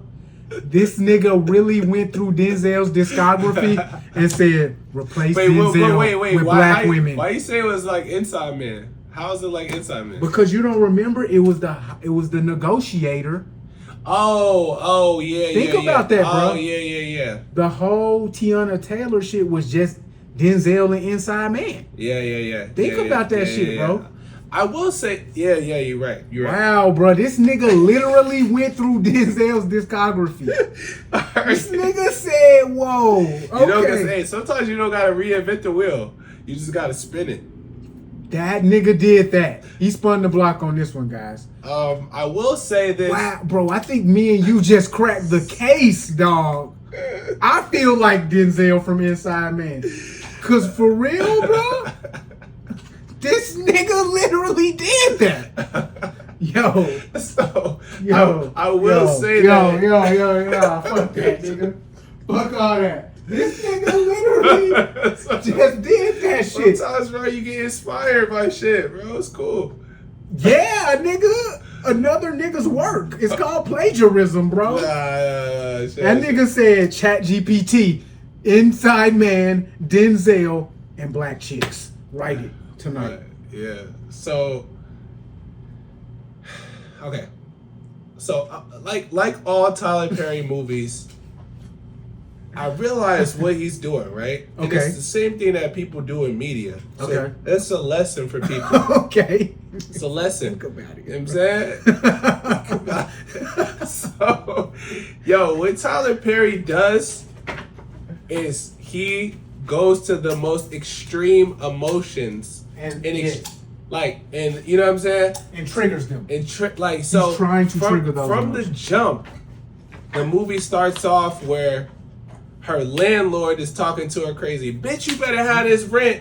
I'm gonna throw your shit outside. It's like, whoa. And more than that, the landlord must live there as well. Yeah. And she is homeless or something. Bro, everything about it was like triggering because it's like the most like superficial tropes of black people down to minor characters like the landlord, bro. Yeah. She could have been wearing like regular clothes, not smoking a cigarette with her hair. No, but that's what I'm saying. He's doing this like, and I heard Bow Wow talk about this, right? Because Bow Wow was in one of Medea's family reunion, right? Okay, Bow Wow broke it down. And he was like, yo, with Tyler Perry, you know, he was on, I love working with him because of the speed and efficiency of how he works. Yeah. And when we were on set, he was telling Tiana Taylor, you know, because she was the little ghetto girl in the movie, like, Byron, like, you know. So he told her, like, no, pat your head like this. Like, no, say, like, be more ghetto, be more ratchet, like, make them hate you. Yeah. So, like, he goes to that level, and it's smart, like, because it's like... What do you mean when you say it's smart? Because you evoke emotion and reactions out of people. You make them feel something. So like for me, like I'm sitting there watching it and it's like, okay, then she goes to work. Shorty went to work. And her manager's like, get the fuck out of here. Your ass better be back into it. Like, this nigga threw glass in her ankles, nigga. Oh yeah. So it's like, all right, this is ridiculous. Chill, Glenn. Like, but it's like he started the movie on 10. Yeah. And it never stopped. You know, that's Glenn Turman. Yeah. Who used to be married to Aretha Franklin. Mm-hmm. And he was sleeping with her son. Oh, shit. You didn't hear about that? Oh, no. He was smashing her son, bro. Fuck? I wasn't expecting that. Fuck. I didn't think you were. That's why I said it. But it's true, bro. That's crazy. That's a rumor that they said. Okay. And so, but, you know, so again, everything was extreme the whole time. And I will say this, Taraji did a good job. No, the fuck she didn't, bro. If he told her to do what she was doing, she should have said no. Taraji, I will not do this, bro. I won't portray my acting skills in this manner. But for her to be in that mode, like, the whole time. The mode of, like, okay, somebody who just literally is at their last straw, wit's end. You have a mental breakdown, okay. right? Because I must have to see. I think I gotta see the because end. of the despair in the situation that you're in. You know what I'm saying? That where you don't even. It's like, oh, like, all right. Think, God, bro. You seen Fight Club? Yeah. So think Fight Club. Okay, yeah. Is this was on that level? Tyler, Yep. Tyler, what was Brad Pitt's character? I think it was Tyler. Yeah. Tyler something. Oh, because you talking He about wasn't real. mental, He wasn't yeah. real. Yeah. Right. So who wasn't real in her shit? The cop? No. It's not to that level, but some things that we thought that you might have thought took place during the film didn't actually take place. She didn't kill her boss? I can't. You know what I mean? She didn't kill him. That's what it is. Okay. Cause bro, look, okay, bro. Cause one of my main issues is that when she was talking, she didn't say she killed him. Okay. When she was explaining what she did to everybody, like this is what my day was, and I'm sorry, cause there's a greater point from. The greater point is, so everybody always tries to say Tyler Perry is trying to make black men look bad. For the past few movies, he has been doing that still. I was gonna say he hasn't been doing it. He has still been doing that, but he's also been trying to make black women look bad. This show, I gotta say that he did a movie about the black women that were in the air armed forces, and shout out to that. This trumps that. This will Kerry outweigh Washington. that. I don't remember that. You didn't watch that? I didn't. They didn't promote that like Straw or Divorcing Black. They didn't promote that one the same way. Cause look, bro, this woman, she is a real character that literally, obviously many bad things are happening to her over and over and over again. That is occurring in this movie, which is terrible writing. Inside of the writing, they write her as a person, again, who takes no accountability in anything. She's a victim in every single way. She plays into the victimhood. She asks people to treat her like a victim in every single way. My last straw was when she was naming all of the things that happened to her that day, and she did not name that she shot her boss.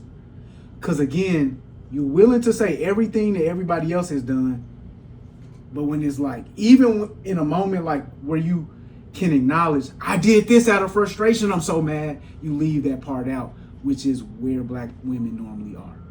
Whenever I'm listening to black women tell me about how somebody is jealous of them, they normally leave out the part where they curse that bitch out.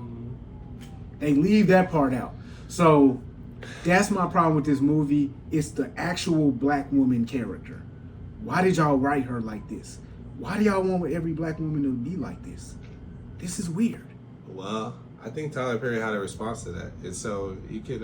What's the response? You could probably clip it up. He basically said that he's. It's like a relatability. I'm paraphrasing. It's a relatability factor, where he's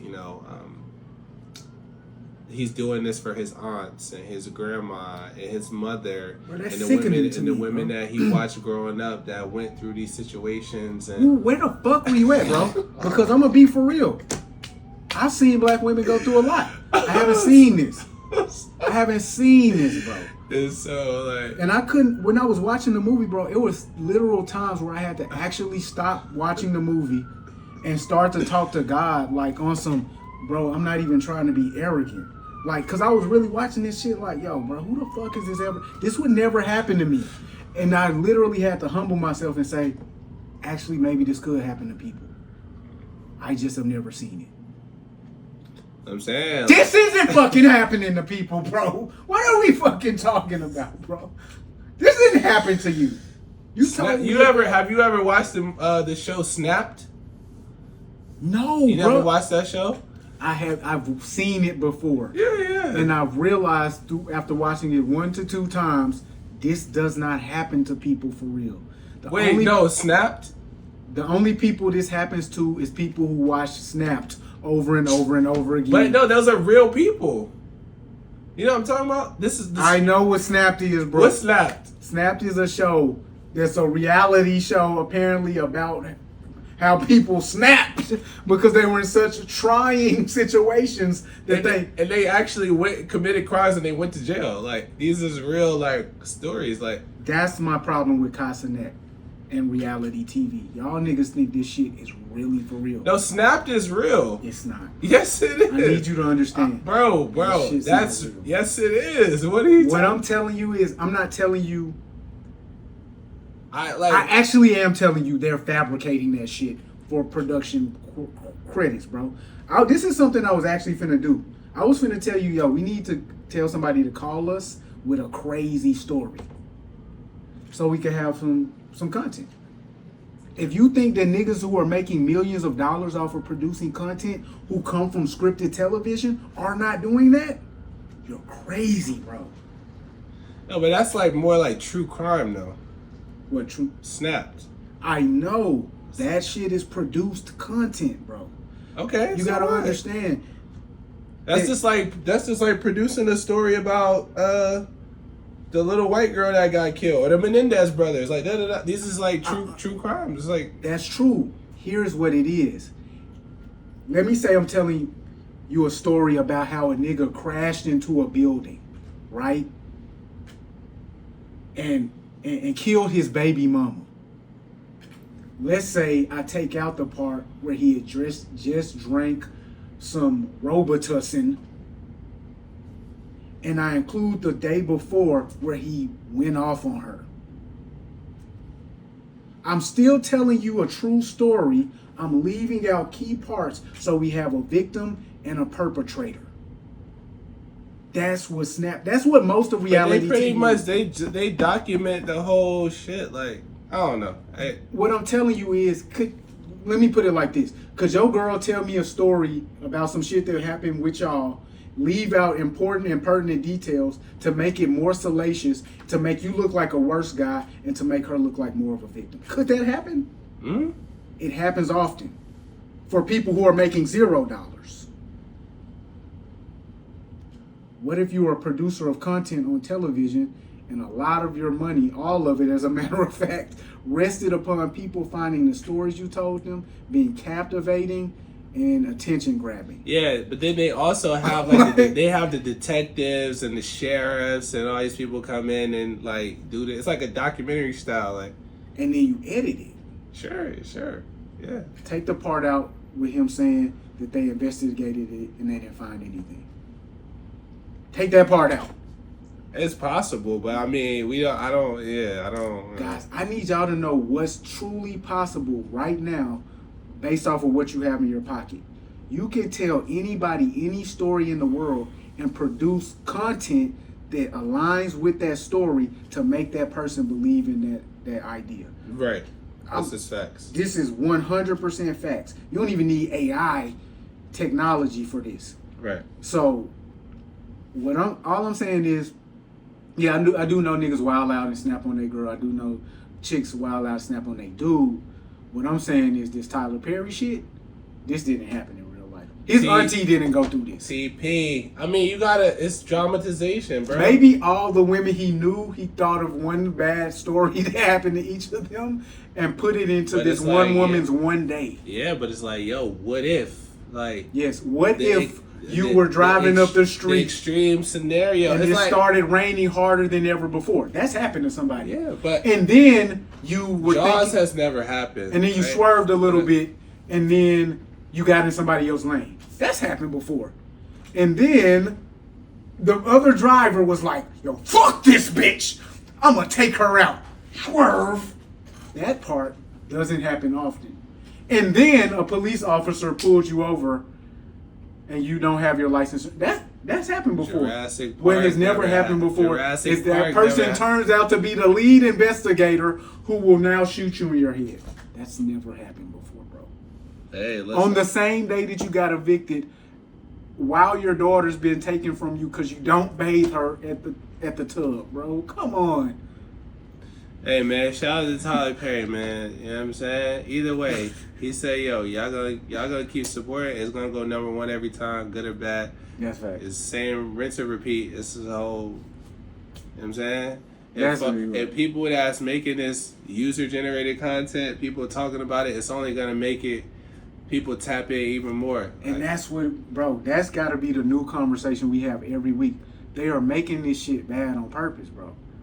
Again, the Lil Wayne shit, if the Lil Wayne had rapped better than any nigga on planet Earth for 12 tracks straight, you wouldn't have got as much press as the Carter 6's trash. That's true. It's just not even happening, bro. So, TP, again, you go into the extreme level because you know people are going to be on Facebook. That's the number one. They're gonna be on X. They're gonna be on TikTok. They're gonna be like, yo, this Tyler Perry movie was what the fuck? And then it's like, it's getting millions of views. Like, it's trending.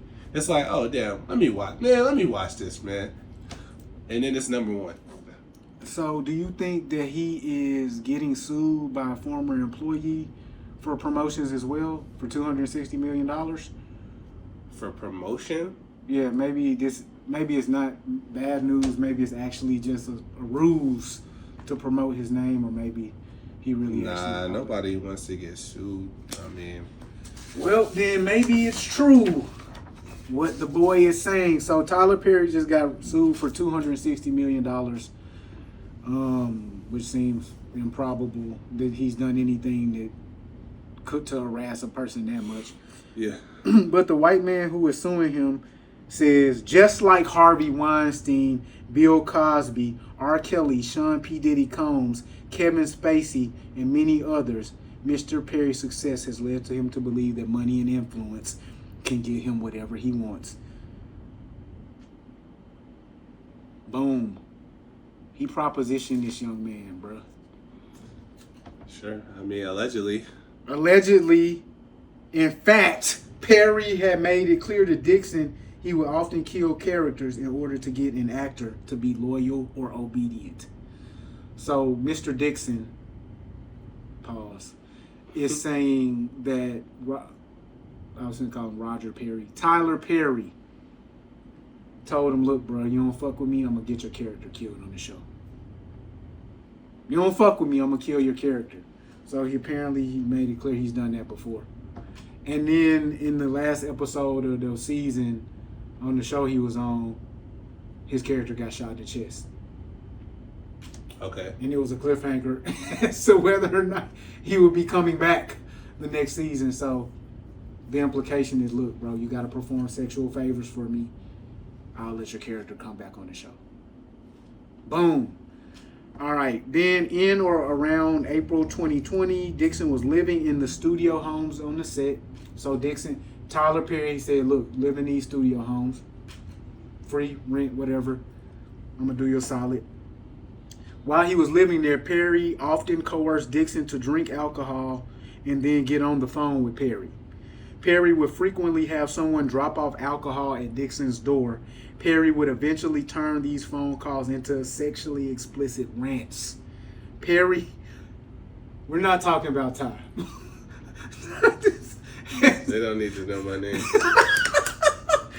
Perry would get frustrated with Dixon and tell Dixon that he was not giving Perry what he needs. You're not giving me what I need.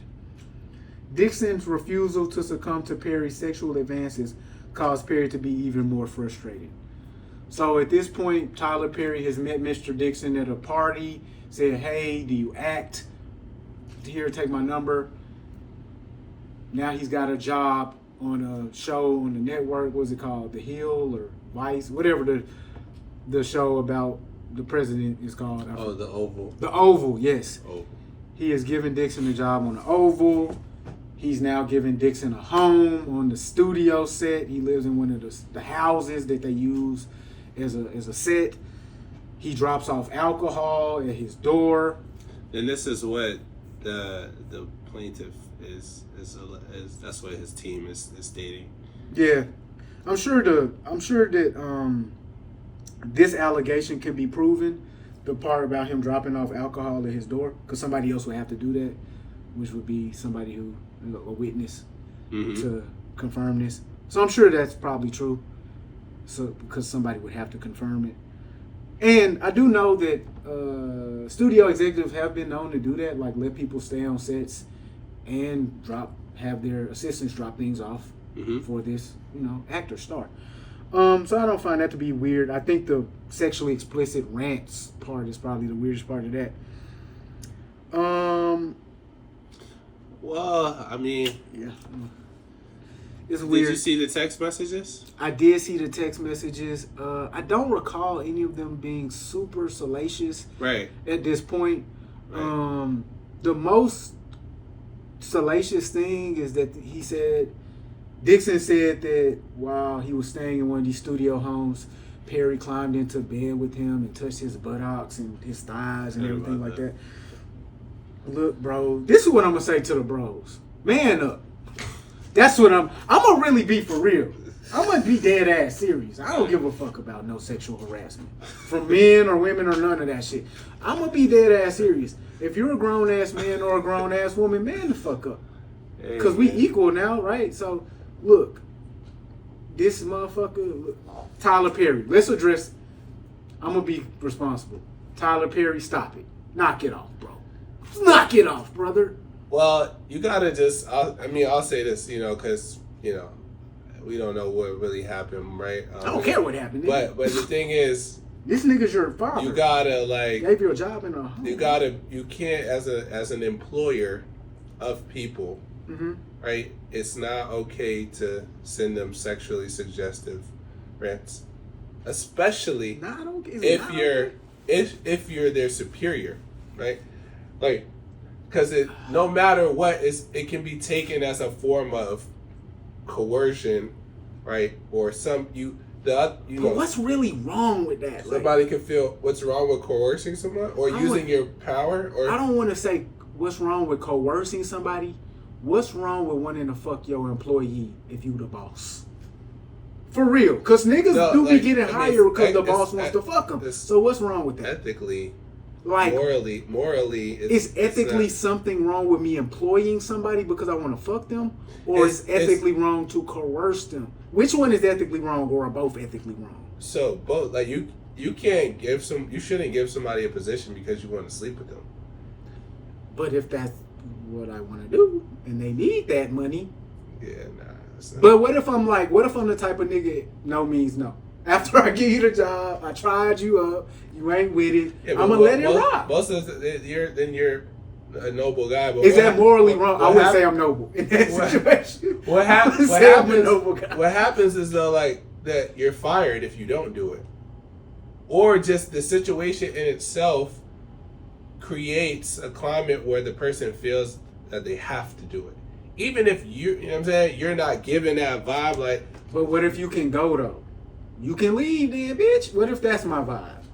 I gave you a job. So you don't want to fuck. That's retaliatory. Like, yeah, that's not right. But Shorty wasn't calling it. What would be the word? But I gave you the job for you to fuck me though. You wasn't mad about that, but now you mad that I'm firing you because you won't fuck me. Guys, I'm just playing. It's something. It's just workplace conduct, culture, decency. You know what I'm saying? Right and wrong. Like, you just can't. Like, you know what I'm saying? So it's not wise. It's not wise. It isn't wise. This is what I will say on some serious shit. Then you gotta watch what you text. That's the last thing I'll say. Like, you gotta watch what you text. Like, everything is, even though he might not have said nothing crazy, like, you feel me, like on text, it still looks away though. That he was texting? What he was texting. I don't remember what he texted. Like, it was just I didn't feel like it was that crazy. Like, I think I seen something where he said bro was thick, like, and it was like Derek, like, you talking about the white boy? Yeah. He said you're looking thick. What did he say, bro? Something like, bro said he was walking to the store. He said, okay, like thick, like, I don't know. And then, allegedly, I don't know. Shit, my nigga was walking to the store. Damn, bro, niggas can't walk to the store no more, you bro. You deserve to be loved. You deserve somebody to... You're so thick. You deserve to be loved, and you deserve somebody to make love to you. It was like a sad, like, older guy that just wants some companionship, like, from a young, like, just venting, like, getting drunk and then drunk texting. Like, bro, it's so many angles to attack this from because there's so much wrong going on. Look, Tyler Perry, that's wrong to do that to your employee. Look, bro. Just anybody. You can't really. You got to be careful. You can't create that type of scenario. Like, I mean, look, I'm gonna say my true opinion on it, bro. I don't really get the whole sexual harassment shit. You can go, for real. I'm gonna be serious. I don't know of any workplace in the United States or anywhere in the world where they're gonna be able to regulate and control fraternization. I'm just being honest. I'm being dead ass serious. I have no idea how you would ever stop all superiors from fraternizing with their subordinates. It's not gonna happen. Exhibit A yesterday or the day before. Well, there are some companies. My nigga, Exhibit A 2 days ago. There are some companies. You know what I'm talking about, right? Yeah, yeah. Okay, so it's not even. There are some companies though that have it to where if a relationship is formed because it's natural, right? Like if you're around somebody 5 days a week, 40 hours, like you develop, feelings for them. Where you just, as long as you disclose it to the company. Man, fuck out of here. I'm not disclosing my relationship to my mama, nigga. But until I'm ready for that. So what I'm saying is you're saying they can't prohibit it, but what I'm saying is some companies are giving the space for you to disclose it, and therefore there can't be. The answer is going to have to be. Some companies prohibit it, some companies are like, yo, disclose it, right? I understand where we at right now. We're trying to figure out regulation for this. 100 years in the future, it's not going to be a such thing as sexual harassment. 100 years in the future, because everybody will truly be equal at that point, because we know sexual harassment doesn't really apply to men.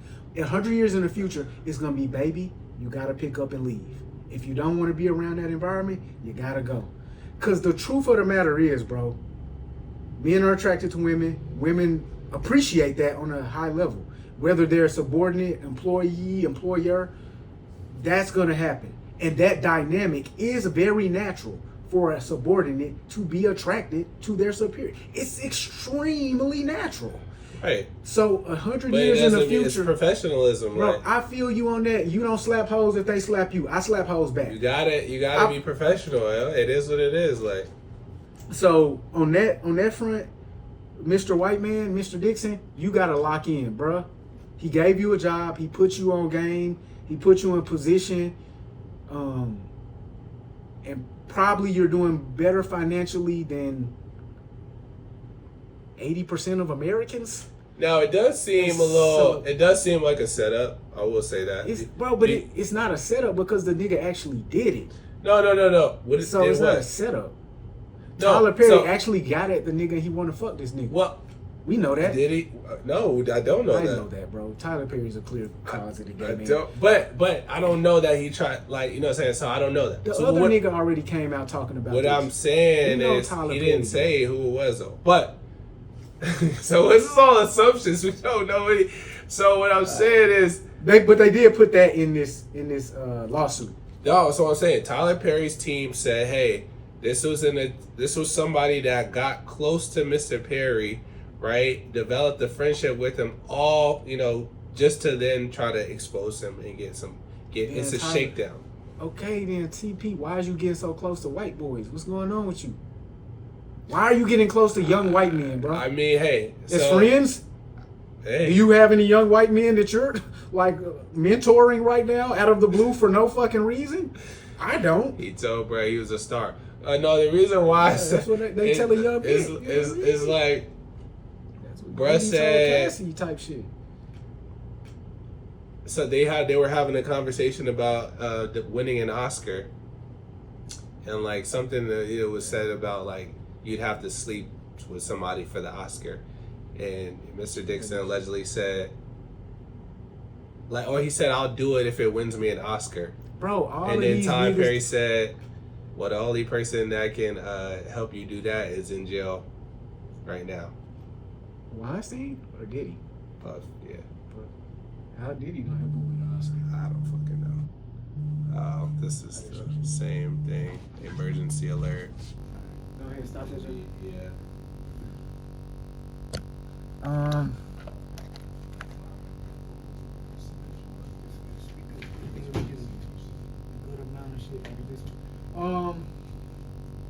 Yeah, bro. Yeah. Okay. Oh, hold on.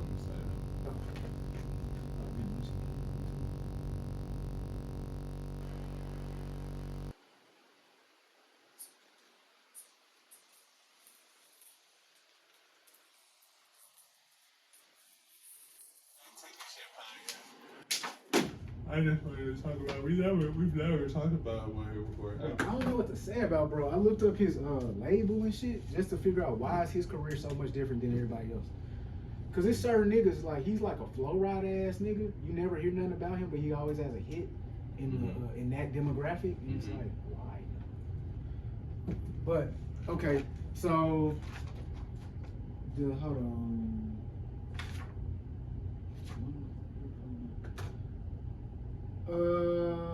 So yeah, Tyler Perry, stop that. Also, guys, stop. If you're gay, just be gay. Like I don't. This whole thing where people are hiding, doing secrets that are not criminal, stop.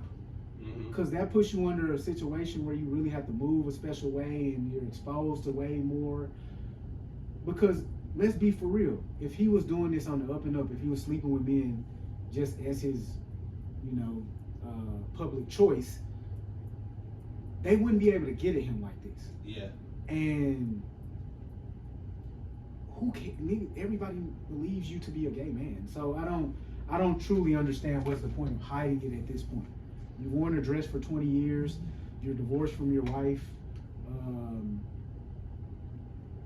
you're clearly a gay man. Like, it's like so. Yo, you gotta chill. I mean, bro, like it just is what it is, bro. I'm not a gay man, so I get to say talk like that type shit, bro. Like, yeah. Well, I mean, hey, man, Tyler Perry is a legend. You know what I'm saying? A billionaire. He's made more millionaires than any Hollywood studio. He bought Fort McPherson, You don't think that him talking like that another legendary. is part of what made this happen right now? That was a while ago. I mean, well, You said the $1 million. yeah, the millionaire. That was a week, 2 weeks ago. No, somebody did say that. Oh, like You don't think that they listening, bro? Like, Yeah. yo, bro, shut the fuck up.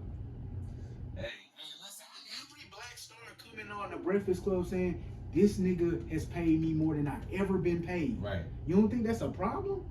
Yeah, for some people, yeah. It's a problem, but then when you go on stage and you say it yourself, I'm just saying, guys, because I respect the fact that he has done that. Guys, let's move more carefully. One of the ways Tyler could have moved more carefully is just been an open gay man. Very charitable guy. Very charitable, well spoken. Does a lot for the community. His Clear story is genius. Very inspirational.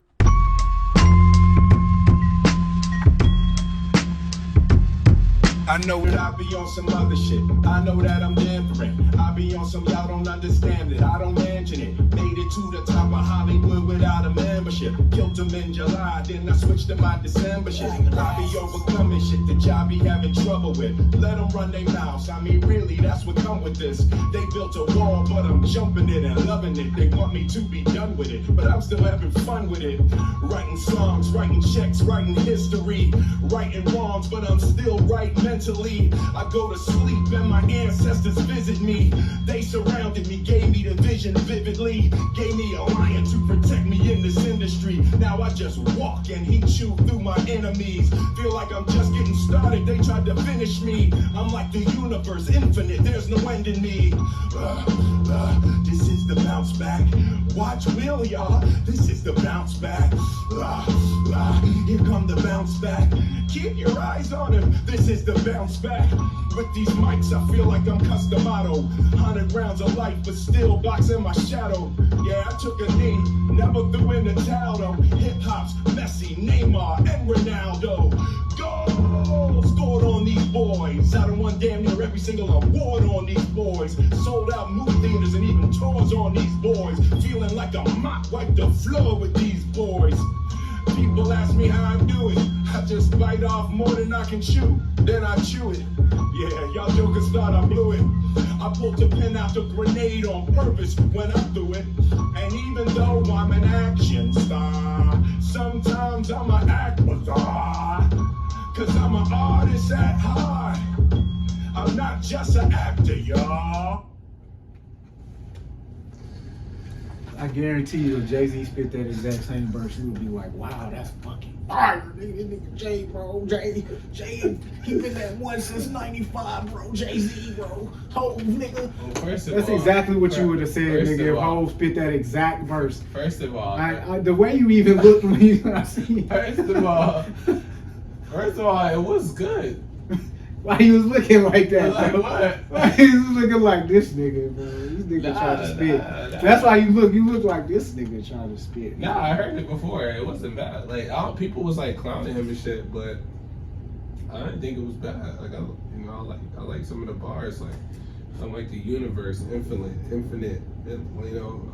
All that shit, bro. I He genuinely was believe dropping. He had some bars there. Jay-Z could have wrote that verse, bro, and released it this year. He might have, but Hov is also the delivery, like That's in the the difference. voice. That's a little different. Like Hov, he gonna say it so cool, like, and it's gonna sound like when Will say it, just the voice, you know, it don't sound the same.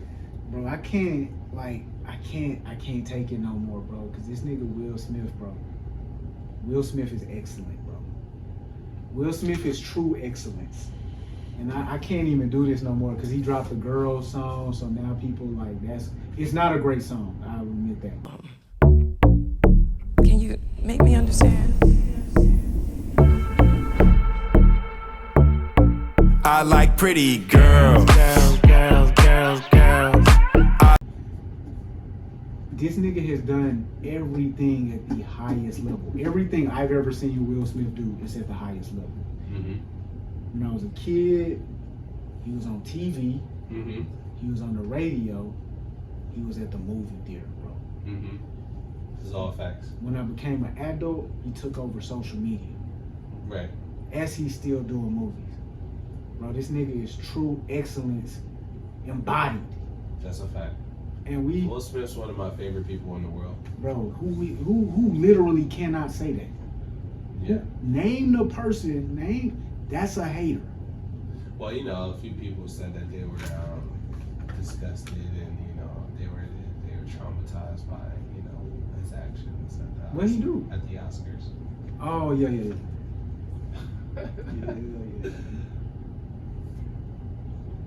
That's why I like this one. In the move in malicious ways, and I am too grown to play childish games. But if you talking crazy out your face up on the stage and disrespect me on the stage, expect me on the stage. Jokers dish it out, cry foul when it's time to take it. A city full of real ones, wasn't raised to fake. That nigga said, if you disrespect me on the stage, expect me on the stage. That's a hot line. That's a bar, That's nigga. a hot line. That's a life lesson. That's and so what happened was, this is what the people don't understand. Now Chris Rock got a file from bro. Will Smith is far too excellent for that. And that's when I think people really missed it that night. What Will Smith did on that evening is the only thing left for him to do to solidify his excellence. I'm not only excellent as a civilian, as a creator and an artist, I'm excellent as a man. You will never try me. Well, I wouldn't say that made him excellent as a man. Well, in this, let me make my case. Let me land this one. Right. Every day we walk around, we try to be excellent. Somebody gets in your line at the in front of your way at the supermarket, you gotta stay excellent. Don't go off on them. They cut you off in traffic, you gotta be excellent. Don't go off of them. Sometimes niggas that are less than excellent, they don't need somebody to cut them off. They just go off on them, right? This nigga Will Smith has been moving excellently, high level. I'm on the TV show. I'm a cool guy. I don't represent criminality. I don't represent blackness in a way that blackness shouldn't be represented. But in every single way, I represent blackness. Mm-hmm. But I represent it correctly. Hi, I'm a cool guy. I'm a movie star. Mm-hmm. Hi, I'm a cool guy. I make songs that everybody loves. Right. Positive rap. I'm a family man. I'm a charitable individual. I represent excellence in every single way. When you're walking around the planet doing that, over time you become like something for people to poke. We poke you to see if you're really real. And the way that we poke niggas like that from down here is we say, he's a fucking gay faggot. His wife fucks him. Blah, blah, blah. We are going to make up whatever rumors. We're going to make up whatever jokes. Blah, blah, ha, ha. And when you're excellent, you don't ever get the time to set people straight because that's not a part of consistent excellency. What happened on the stage that night is he said, you know what? Y'all forgot I was excellent as a man. And an excellent man is somebody who will not be taken advantage of. Your family won't be taken advantage of if you're an excellent man. And I know we forgot this because we all work at the corporation now. And the corporation protects us and the bank protects us. But the truth of the matter is when a robber comes in the middle of the night, the man in the house protects us. That's what it is. Right. So that night he got up on that stage and he said, if you disrespect me on the stage, expect me on the stage. If it happens in front of everybody, expect me there. If it happens in private, expect me there. Expect me as a man. Yeah, I mean, Will Smith is excellent at a lot of things, and now it's probably his worst moment publicly. So, who do you really know that does not respect Will Smith anymore because of that moment? No, I mean, like, nobody really, like, if you're talking about black people, like, nobody I'm cares. talking about anybody you know, period. Personally, no, everybody still loves Will Smith, right? Like, everybody still loves Will. The establishment, talking about the establishment, well, I don't know that many white people, and I don't talk to them about Will Smith. So, but, like, I mean, if you're talking about the Oscars, if you're talking about Hollywood, and those people, I'm pretty sure they probably still look at bro, like, kind of wild. But what I would say is, as a man, right, like, it showed that he was really deeply troubled, and it showed that he's deeply, like, this is crazy, bro. Like he was going through something at the time. What was he going through? He was going through public humiliation. For what? Because people, up until that point, people were dragging Will Smith's name through the mud, right? For what? For his relationship. They were emasculating him, like the whole August Alsina thing. There were a variety of things, like people were making jokes about Will Smith, like she's the man in the relationship. It was just over and over and over. So at that point, and as a result, well, so you look at this as a truly weak moment where he lost control of himself. Yeah, that was. So in order to like slap a nigga across his face for disrespecting you, it you have to be truly weak. It wasn't disrespect. We gotta like. That's just like. If I come and joke on your wife in any way, bro, he's for real. He's a movie star, bro. They do be this serious, bro. That's his profession, bro. He literally, let me talk. Like, so he's like. He's been doing this for 30 years, bro. They go to every award show, the host comes out and they do jokes. We know this, right? It's true. Will Smith, like, they laugh, they do the fake joke, ha ha ha, right? Some of the jokes are good, some of the jokes are bad. The joke was bad. Nonetheless, it was a joke. But at that point, he had enough. And he was like, bro, this is the last time somebody is going to joke on me. And he even said it himself. The joke wasn't on him. It was on his wife. Yeah, sure. But there's more to it than that, right? It was like they had this other like... Bro, do you really believe that Will Smith was jealous or angry because Chris Rock, who never could ever in his life fuck Will Smith, bitch, none of them, got at his wife?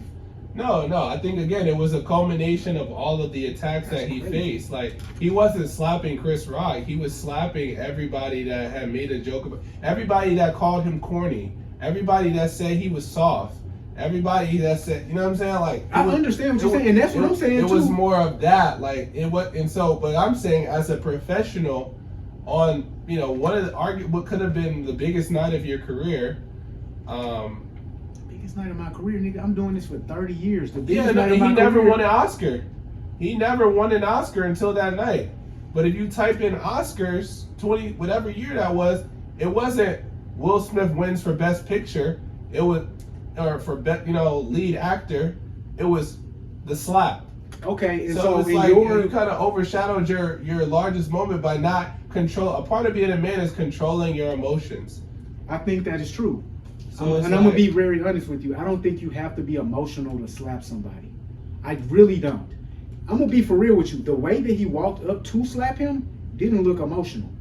The way he walked and went and sat down, that didn't look emotional either. I mean, he is one of the greatest actors ever. I'm gonna be for real with you, bro. That's a good note to state. If you think that any of that was acting, you're lost. That was true intention. Yes. Yo, bro, I came up here to slap you across your motherfucking face. I didn't go crazy for 5 to 10 seconds. That was bizarre, though. That was bizarre.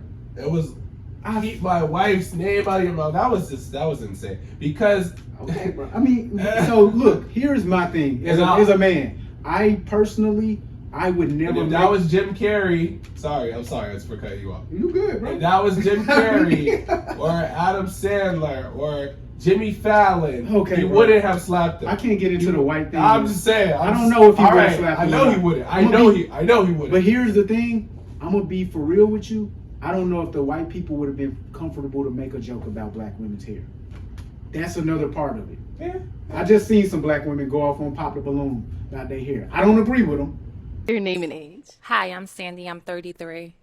And Sandy, why'd you end up popping your balloon? I ended up popping it because you're attractive. You know, you got it going on. But that comment about hair, I know your mama got short hair too. She's black. At the end of the day, black women, you don't know what to expect with our hair. We could wear it straight, we could wear it curly, and that was just like too much for me. So I don't got time for it. If you don't know, if you can't grow up from your roots, then you can't grow up with me. So that's how I feel. Go ahead. I mean, my mom's actually on my necklace. She doesn't have short hair for one. It doesn't matter. It's but- it's about who you are as a brother. The person you don't make hair don't make your personality. You dig me?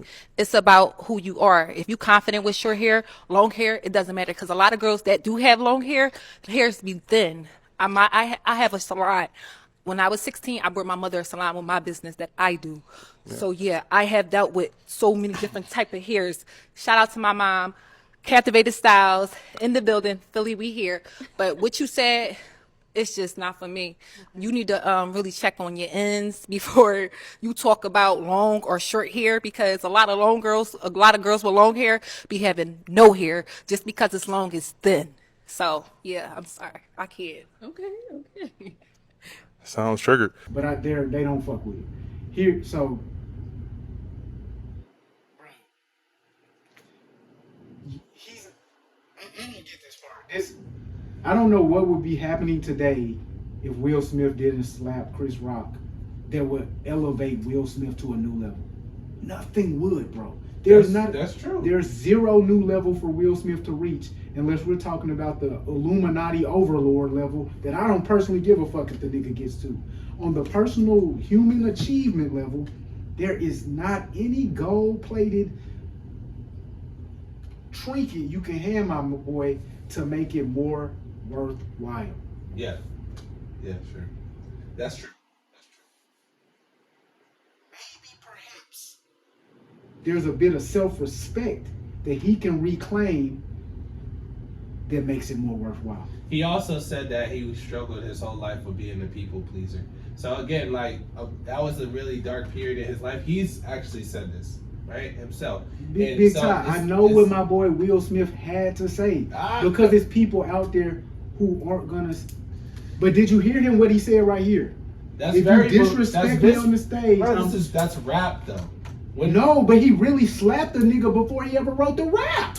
You gotta rap about slapping a nigga on the Oscar stage if you get back into rapping. No, but but a part of that rap is that is bravado, tough guys, masculine energy, is shit talking. Like, so to me, him saying that doesn't mean, oh yeah, I really meant that. It's just like, it's just something cool to say in a rap. Like, I'm gonna be, as a rapper, I write raps. Okay, I'm gonna explain this to people. I write them. Sometimes I don't catch that. I've written about something that already occurred in real life. As I'm writing it, I'm still on my superhero rap character. Oh, I'm the hardest nigga alive. When I listen to it 3 months from now and I go, oh, that did happen. I did do that. Okay. And I did it before I wrote that. Could you do something that you regretted and then rap about it as a flex? In a braggadocious way? Yeah. No? No? Okay. I could not write the song is called The Lamest Thing I Could Do Is Slap a Hoe. I don't then turn, like, that's real childishness. Okay. I'm gonna turn some nonsense that I am ashamed of into some shit that is palatable for others. I'm not gonna do that. And based off of who I see Will Smith as being, that's not how he moves around the world. Yeah, that's He true. he does kind of preach what he wants people to believe and use himself as an example of how to reach that goal. He doesn't like try to be the coolest nigga, what type shit. That's not him. He's not flexing on niggas with his rollie and jumping out of a helicopter for rap videos. Don't be cut. So I don't see him moving like that. I see him moving in the way that other men should move. Again, what I said earlier about the confidence thing, be inside of it. My mans didn't get locked up on that evening. And if y'all want to assume that's because he's tied in with the appropriate white people, keep moving like niggas and slaves. Because that's all it is. If you disrespect my wife, I now get to choose what is disrespect and how I'm going to handle it.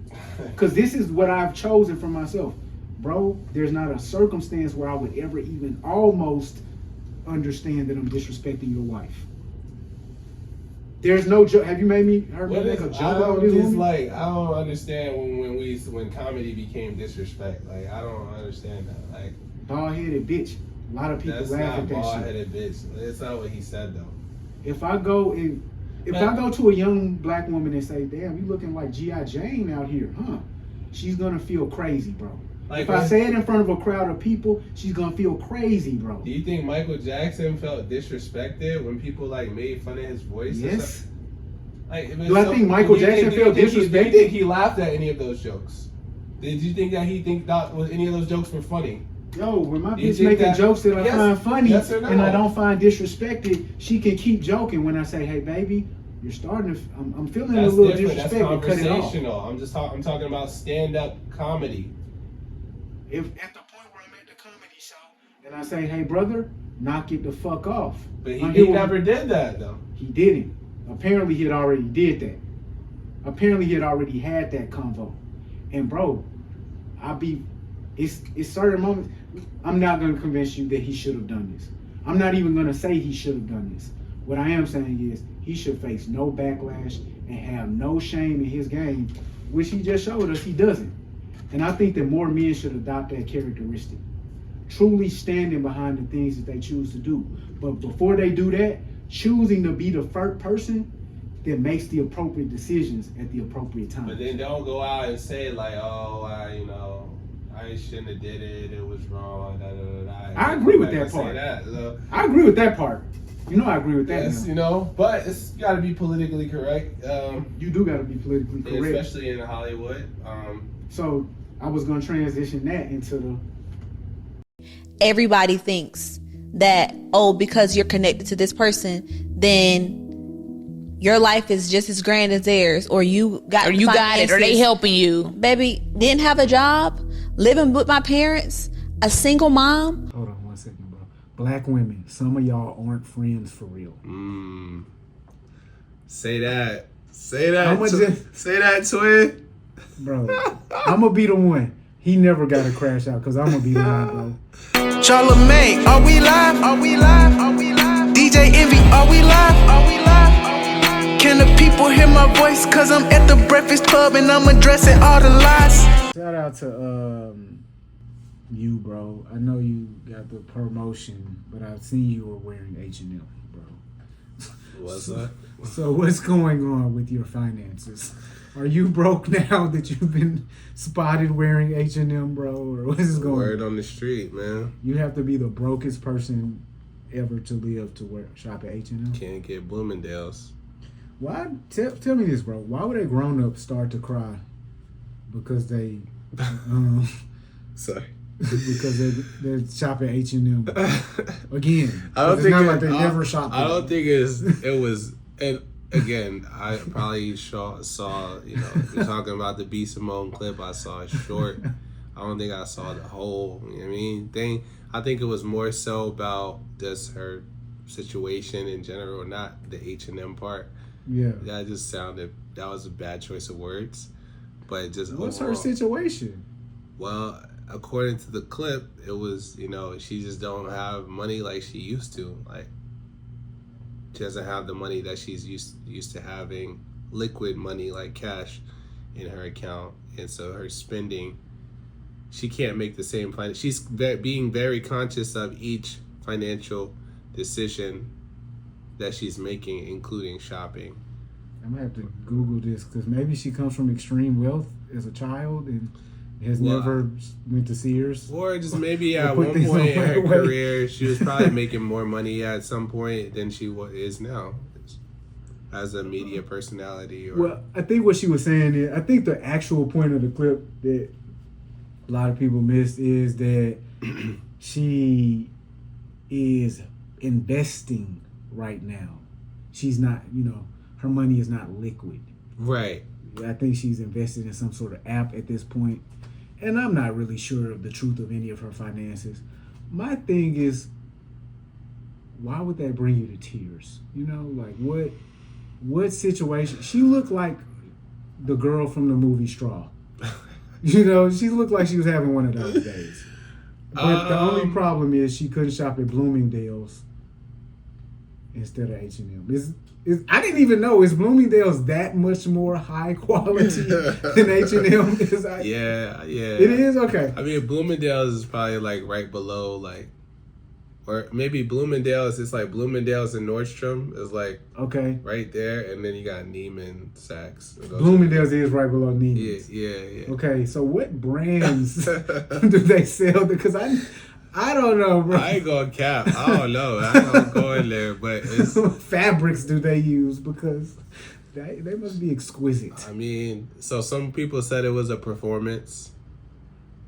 And that's what's hard about the internet now, because is it a performance? And then some people like, if it was, she's it was a good one. She's an actress, right? It was a good one if it was a performance. I will hand her that. And then on the other part of it, I don't have an answer. I'm trying to think of an answer. Like, well, what would make that? What would bring someone to tears? Where they had to adjust their budget or their lifestyle to make better financial decisions. You could be someone who didn't have things growing up, right? And felt that as an adult you just want to be able to get everything that you want, or something. That's probably what it is. Financial trauma. Is that what it is? From being poor. Bro, as a banker, do y'all learn how to cure financial trauma? Or nah, you gotta have the mindset or you don't. Okay, all right. I don't think she has it, bro. I mean, I don't know if she has the right mindset. You just that's hilarious. Yeah. But I think, what was most viral about that was her saying that she felt conviction or conflicted when her friend turned her life around and she wasn't the one that was responsible for it. You didn't see that part? Bro, it was like several clips. One of them, her friend was talking about how she was facing homelessness and became a young mother. Right. And B. Simone didn't help her. Basically, it was sometimes during conversations between women, I kind of tune out because they're being mean to each other and underhanded a little bit. It was that type of thing. She was like, here's the good thing about you as a friend. I saw you help so many people, and I was going through the worst time of my life, and I wanted you to help me, but you didn't. And I was like, how is that like? That's not a good thing about her as a friend. That's a terrible thing about her as a friend. So did you just want to get this off your chest? So yeah. So that was... I didn't. They were both wearing like nice ball gown sort of dresses. So I didn't know, were they coming from somewhere? Man, listen. Why were they having these conversations? Because she's broke, right? Her friend. Well, I think she's so. I'm not trying summary, to. I think she's back. She's back on her feet. Okay. The summary that I got without even watching it was that she did all of those things, right? She gave. I saw you give out checks to people. Yeah, right? But you didn't give me one. And and what she said, well, and that wasn't your responsibility to do so. Yeah, it was like But you Are kind you of seem mad to or be you not? Are implying you that not it mad, right? is my responsibility. And so then, you know, she said what was interesting was when I did get an opportunity to turn my situation around, right? I got a gig, right? Yeah. I got an opportunity. I called you and I told you, and you had a moment of reflection.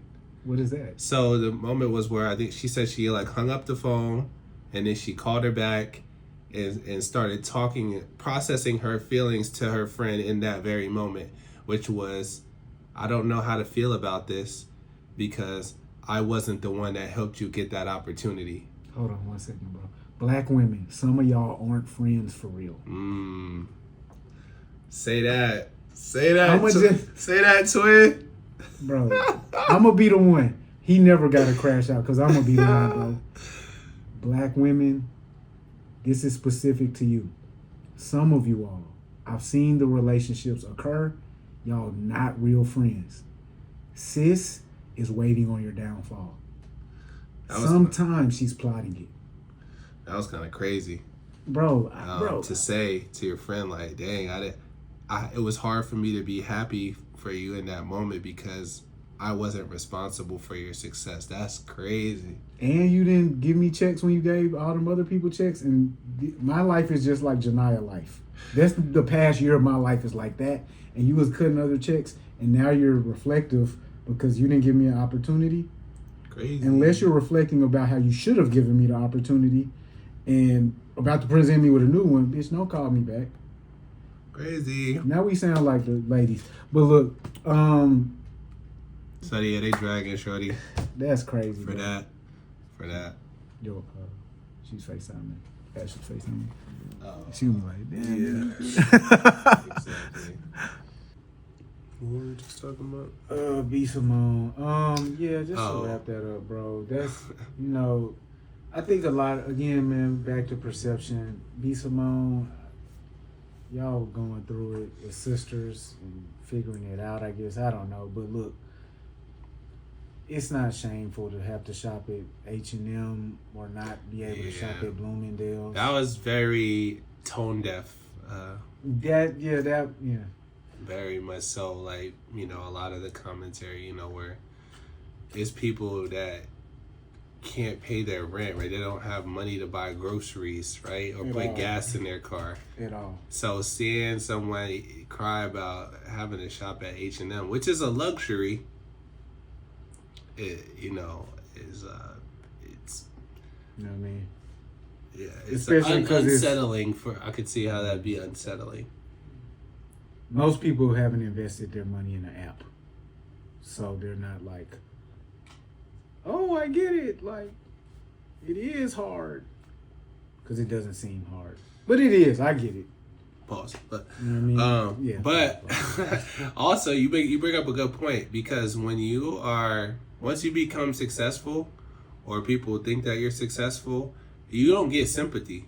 No, not at all. Like, even if you going through a real struggle, That's like crazy, bro.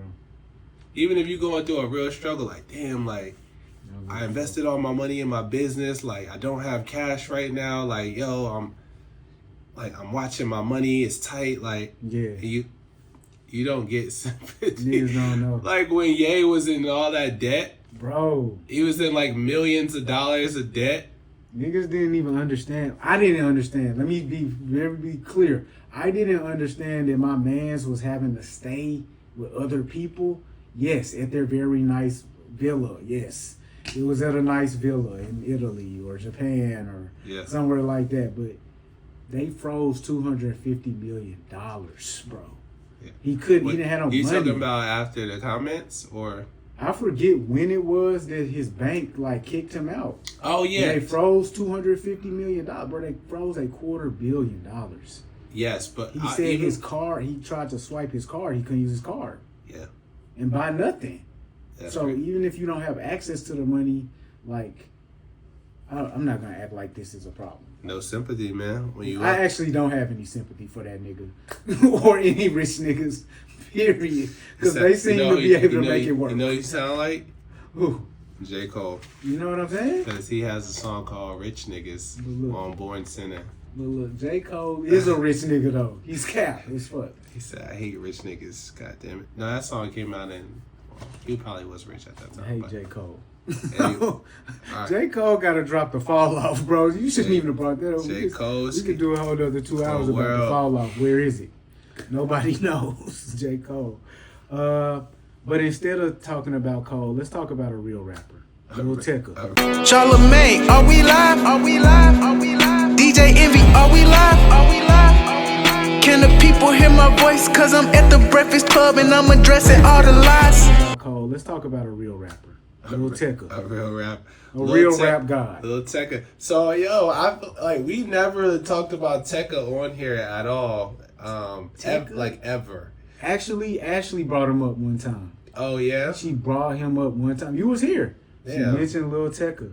I think it was during our Black History Month episode, if I'm not mistaken. Interesting. But it was just a mention. Like, oh, I bumped this song by him. But yeah, I've been listening to bruh for like a little minute here. Like, so initially, I'm not gonna say I'm a huge fan, but what I will say is he's consistently put out hits. Hits. Catchy songs. Singles. Like, We Love You, Tecca. I don't remember what year that was, but he 19. That's 2019. Yeah, like, since then, he was with Uzi, and, I didn't know that. He produced some because he's a producer and a rapper.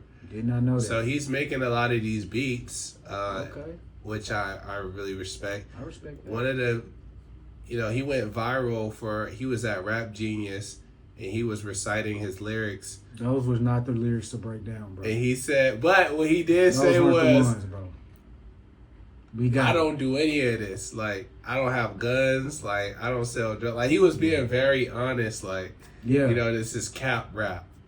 Yeah. Which I thought that's not cool, Lil Tecca. We don't support that, but you're a young kid.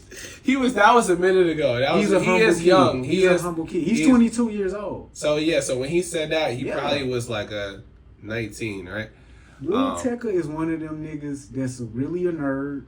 Yeah. But he figured it out, bro. He cracked the code type shit.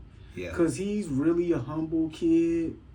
He admitted to the cap. I got 2 twin Glocks, turn you to a dancer. I don't have no straps for nobody. I don't got no straps. She know I got the funny Prada when I hit Milan. No, I've never been to Europe or nothing. I got a pack, hit him and do it again. I'm fucking a friend. I have a girlfriend. I don't have no young ladies. Don't DM me. I got bands. One day I'm flying to France. Drinking till a nigga land. Nah, I never went to France, but one day I will.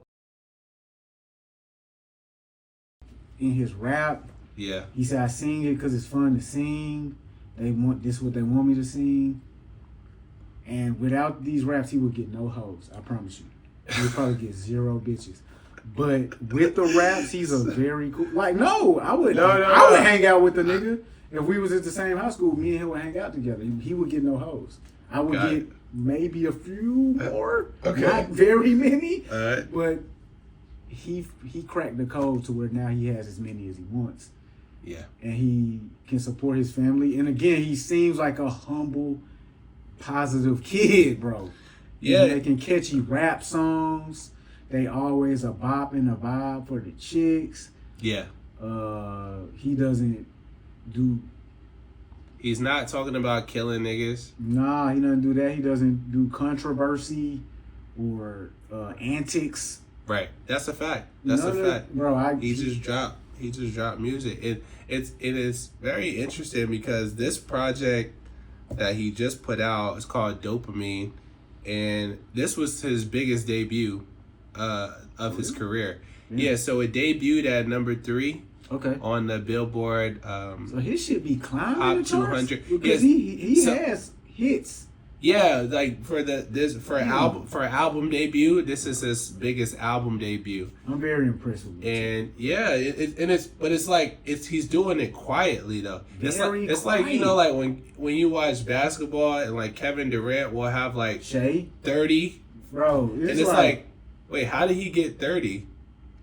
And bro, it's like, is it like when Clay did 60 without dribbling? Is it like that? No, it's not like that. Because that was like, whoa, like, fuck? yeah. Yeah, Lil Tecca is definitely like that silent Kevin Durant. Look up, he got 30. Nah, no cap. So this album with like layups though, like because he's not dunking mid-range, smooth shots, floaters. Everything is pure. Like the songs are good songs. Yeah, they're catchy songs, bro. Yeah, and there's nothing more to it than that. It's like, oh, I got a catchy song. It's a bop. It's a vibe. Yes. We didn't do a behind the scenes storyline narrative to get the shit popping. Mm-hmm. Nigga, I just dropped the song. The kids liked it. We hit the road. So it's really for real about the music. It debuted. So 48,000 units. It moved. Those were the first week numbers. Okay. 48,000 is pretty good nowadays. For Spotify, I saw that he out debuted Ken Carson, Don Toliver, and Lil Wayne with 17.8 million listeners. And Lil Wayne, like, somebody got to no, like individually. Like, so somebody can fact check me on that. But that nigga does numbers. Yeah, like, it's like him and Rod Wave. I guess it's like, with Tecca, because you don't like. He's not the popular. I mean, I guess that's kind of. He must be with kids. It's ignorant to say he's not. Yeah, but he's not. He doesn't have like the star power of his contemporaries. So when you sent me this topic, I looked because I thought about that. I was like, he doesn't have any narrative whatsoever. Yeah, he keeps a hit. And it's not like his music is better than the people who do have a narrative. Right. But he keeps a hit. Right. So I looked it up. What's his record label? He's with Republic Records. Drake is with Republic as well. Oh, I also want to go back in time. DDG is signed to the same talent agency as Kai. That's why we keep seeing him. But yeah, UTA. He signed to Republic Records, Lil Tecca, and so they do antics because they have Drake. But honestly, Republic, actually, we don't know very much about their artists. They artists be really more so in the pop lane, honestly. So I was like on some like, yo, is UMG making niggas dance like slaves or something? Like, what is going on? Because Lil Tecca is not on the Housewives. His bitch not on the Housewives. He didn't get sued for rape or nothing like that. Mm-hmm. He didn't like cut no cops off in traffic and be like the badass of the year. The story is not about him at all. The story is about the music. So that's just very unique. So I think of him like Flo Rida, like a black artist who does rap music, but they're firmly in the pop world somehow. And I would just be shrugging my shoulders like this for 30 more minutes because I don't get it, bro. So we can do a new topic or we can... It's just, I just wanted to show some love to Tecca. I mean, I don't think he's talked about enough, but the kid, again, every album he's selling more and more. And, you know, the music is a vibe, like you said. It's kind of like, it's like Gunna. Like... It's like that, yeah. It's just like thoughtless. You talking like fly. You just talking fly nigga raps, like, and it's melodic, and you know, like you play it, the vibes come around. You know what I mean? Maybe Sergio Giovanni Kitchens was a nerd in school. Somebody sent us a high school photo of Sergio Giovanni. Serge was was he? So he was running around, you know, the South Side, like old Nat and all that. He was in the street, like. But I mean, I did see him in the streets where he was telling on the video. His cousin. Shout out to Gunna. He got another one. No, somebody killed his cousin. And he was on. That's what you was talking about, the Crime Stoppers. The Crime Stoppers. Yeah, somebody had killed his cousin or something like that. Yo, man, speaking of killing your cousin, man, Silento, hold it down, bro. What the fuck? Hold it down, Silento. I mean, bro, that's unlikely. You're not likely to go that path if you Silento. I mean, yeah, bro, that's sad to see, brother. It's tough. It's tough. Damn, bro. Yeah, man. Billboard 75. R. Kelly was number 11. Wait, no, you gotta pull it up though. If we're gonna talk about it, I need to see it. Beyonce was number 4. I need to see it. Wait, but I need to see it though. We gonna you pull it up on the computer or what? Oh, okay. Or you have it or the okay. Yeah. Or I could just pull it up on my phone real quick and just write it down. Damn. Watch me whip. Watch me nay. That's crazy. Watch me.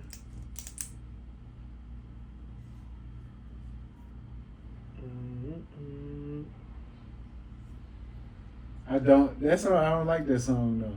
You don't like that? No. So it's I mean, I don't dislike it.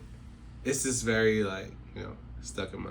But I do like the other song he dropped a video for. I think it's called like Half the Profit or something like that. It's he shot a video for it. I fuck with that joint. He got called 500 pounds. Oh yeah. Oh, 500 pounds is hard. That shit slides. Tecca. This was something I was gonna bring up earlier. So, in the Cardi B conversation.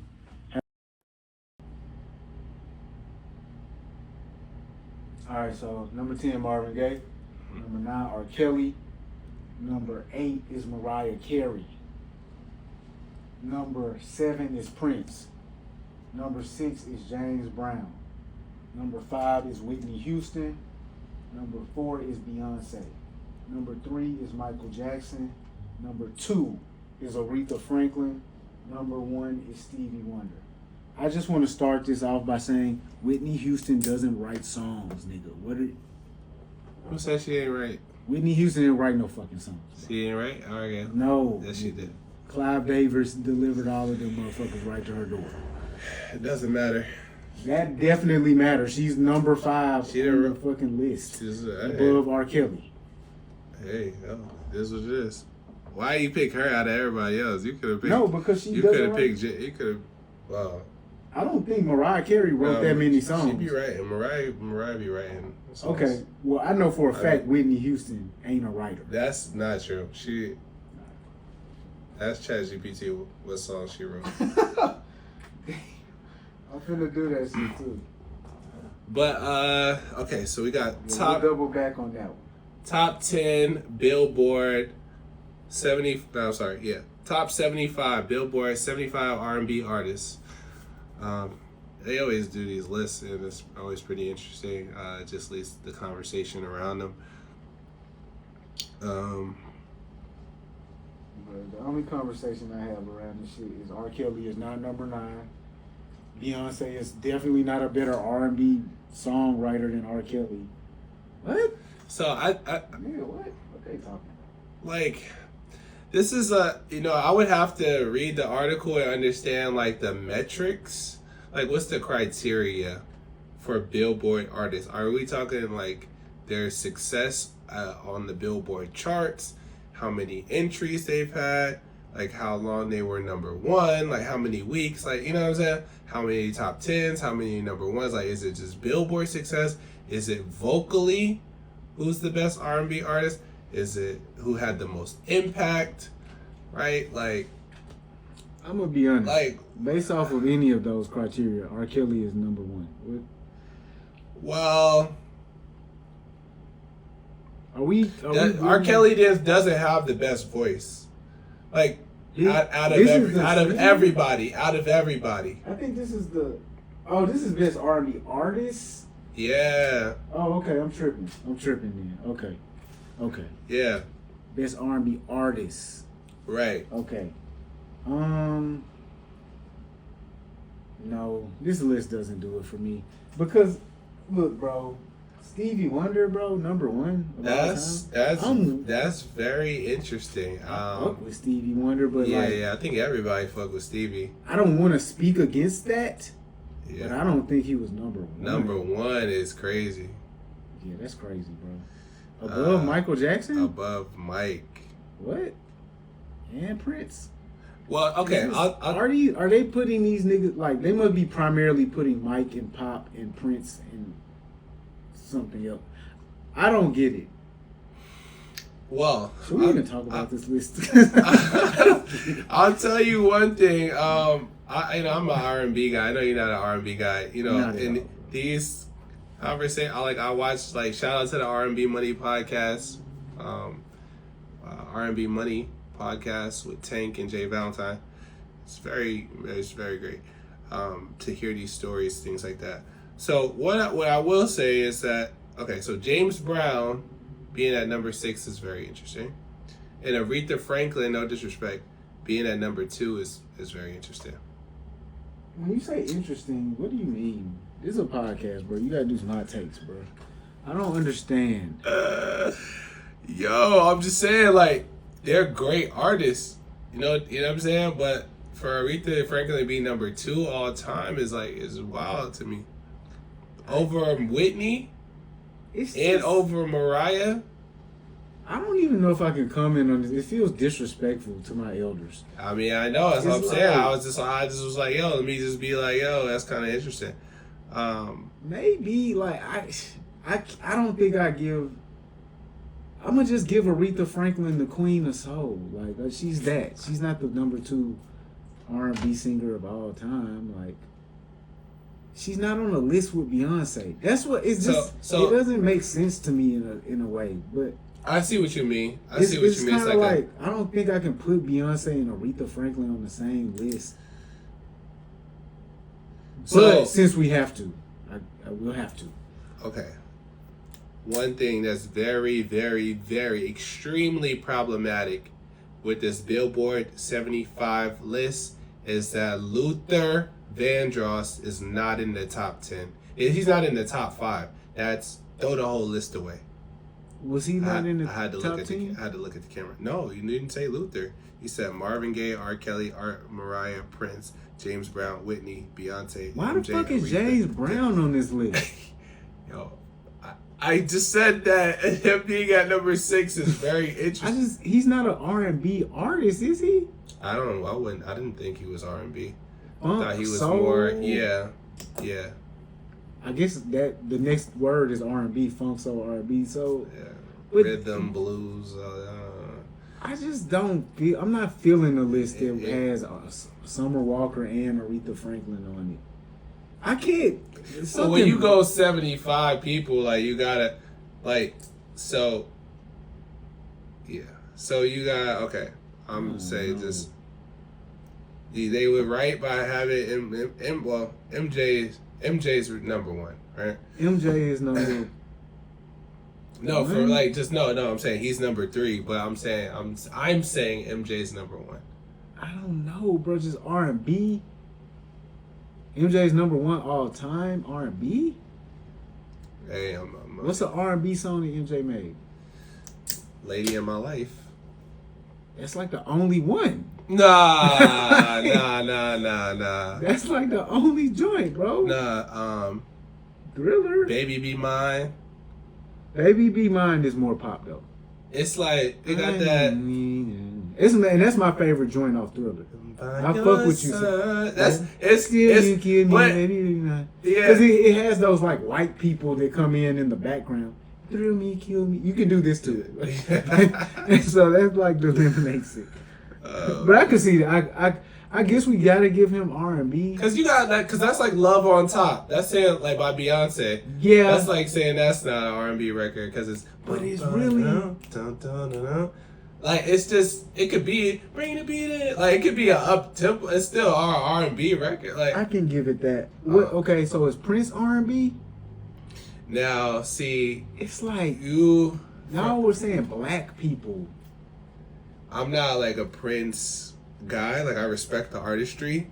No, they might kill me. God, this nigga's tripping. No, like I'm not a Prince guy. Okay. No, I'm just saying like okay, you know how like okay back in the day, human. A lot of people. It was like my house. It was like you either was like a Prince household or like an MJ household, in a lot of places, When right? it was a regular household. You bumped both of them niggas, bro. Yeah. Knew they both was the GOAT. Like, what are you talking about? My parents didn't listen to Prince, so therefore They didn't listen to him? What do you mean they didn't listen to him? Like I didn't like. I wasn't like. They just like wasn't fucking with him, or grow up, you like, didn't just hear them. Yeah.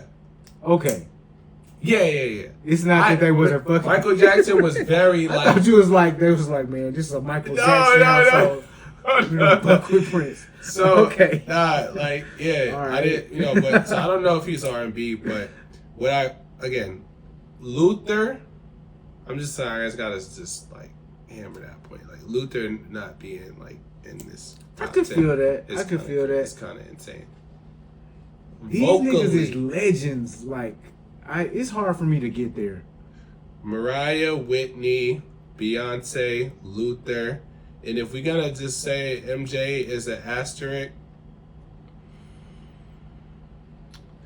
then Kels is top 5. I'm gonna be real with you, bro. Kels is number 1 of R&B.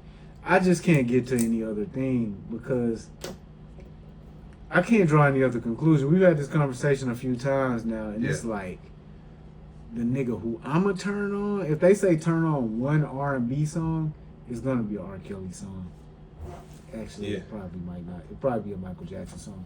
But if they said turn on 5 in a row, R. Kelly. R. Kelly. Yeah, if they said turn on 5 that's how I know. If they said turn on 5 R&B songs in a row, the majority of them are gonna be R. Kelly songs. Yeah, fuck it. And Chris Brown. Yeah, where's Chris Brown? Like, what are we talking about, bro? Chris Brown is not that, bro. Nah. I think I'm just like not an R&B nigga because I'm like, I don't fuck with none of these niggas. Where's Usher? Like, and Usher's not I in the think top. Usher was like number 11. All right, like, hey man, I'm sorry. Marvin Gaye is great. All right, get the. Well, we putting Usher over Marvin Gaye. I'm sorry. Nigga, where? And where? Then Usher could be 10 or whatever. Just move Marvin Gaye to 11. What? You keep talking about putting Usher over Marvin Gaye. That's what. Like, what are you talking about? Usher is better than Marvin Gaye. What are you talking about? As a man? Maybe. As an artist. Of music? What's your favorite Marvin Gaye song? What's going on? Okay. What's happening, brother? Okay. Nigga, Hear My Dear was legendary just as a musical album. Bro, Marvin Gaye over Usher. All right. What's your favorite Usher? I mean, I know them, but my favorite Usher songs? You think that Usher is a better? What aspect of R&B is Usher better at? Dancing? He better a dancer than Marvin. I mean, that's facts. That's for sure. Say vocally.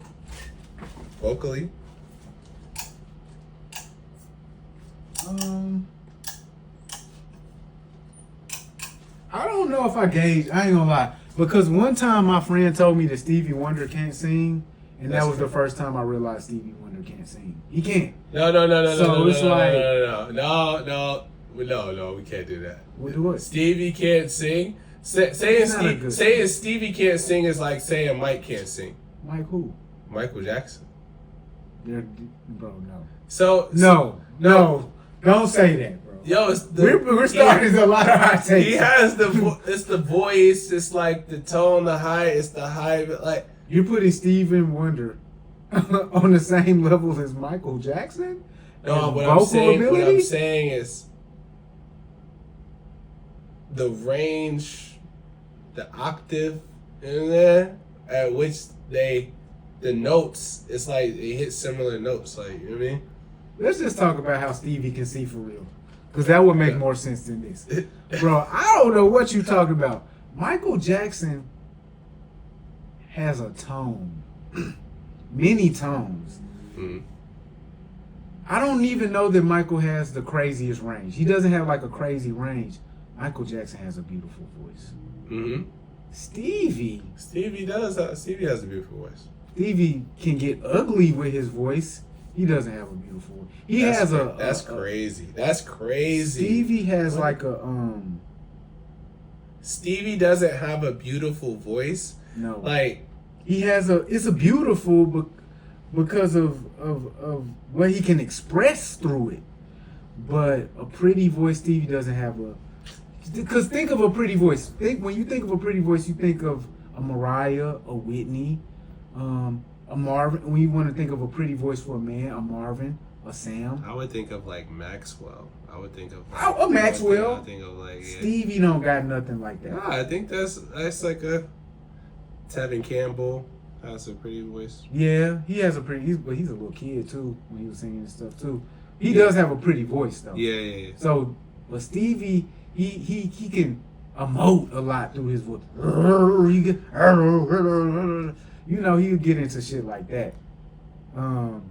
And I think he was so. You always like you not gonna fucking play with Stevie. You gotta chill. Like you're bugging. Stevie makes some pretty melody. Cause even when you just sang it, you can't sing though. I don't know if you can sing. Whoa. Can you sing? Well, how did that sound? You sounded pretty. But I think that's because of the melody. Yo, sleep. I might come on this joint and sing one time, man. And that's what Stevie give you. He give you that feeling like, though his voice wasn't pretty, he give you the feeling, bro. He'll make you feel like you holding your baby daughter when you sing a melody. You're bugging out, dog. This is crazy. You're crashing out. No, nigga, Stevie, bro, his talent, bro, was the pen game, the melody game. Mm-hmm. Stevie Wonder might be number one, nigga, for real, but just because he was doing everything,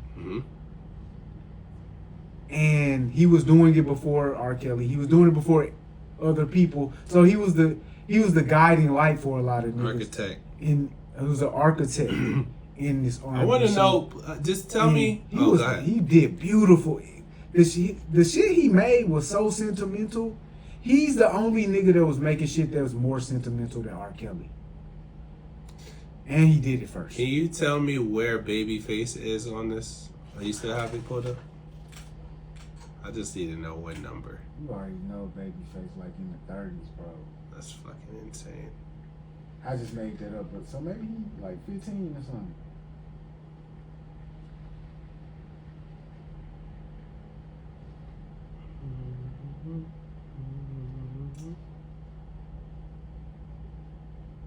Damn, bro. So Tank landed at 67, bro. Dang.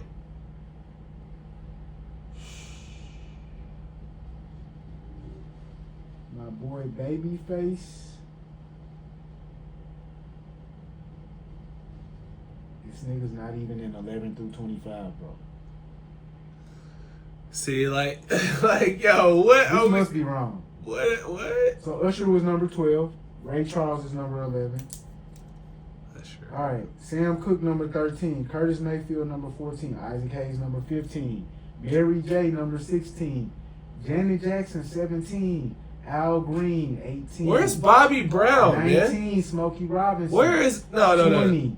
Otis Redding. What the? 21. Donny Hathaway. 22. Luther Vandross. Luther at 22. Pendergrass, Teddy, 23, Bill Withers, 24, 25, Patti LaBelle. Look, bro, I guess it's just a Bobby lot Brown and Babyface are not in the top 25 R&B artists all time. That's crazy. I don't even want to look up what number they are now. Like, yo, it don't even matter, like what are we talking about? Babyface not in the top 25, bro. Babyface, Kenneth. What I'm starting to see Edmonds. from this list, they weren't respecting writers. They weren't respecting writers, bro. Yeah. Because Babyface, again, this is a writer singer songwriter. Yeah. He was writing numerous hits for a lot of these niggas in the top 25. Yeah. And singing them himself. Yeah.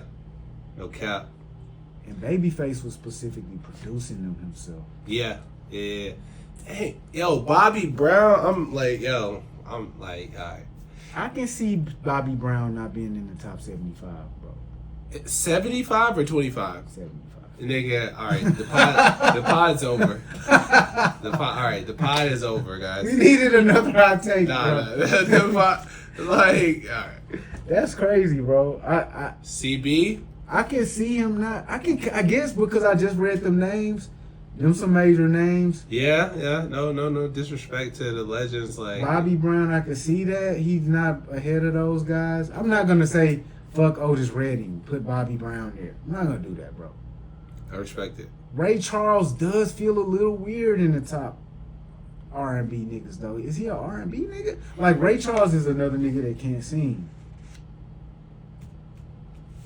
So it's like, but he's a Can legend. James Brown sing? No! Fucking way, nigga! What the fuck? Hell no!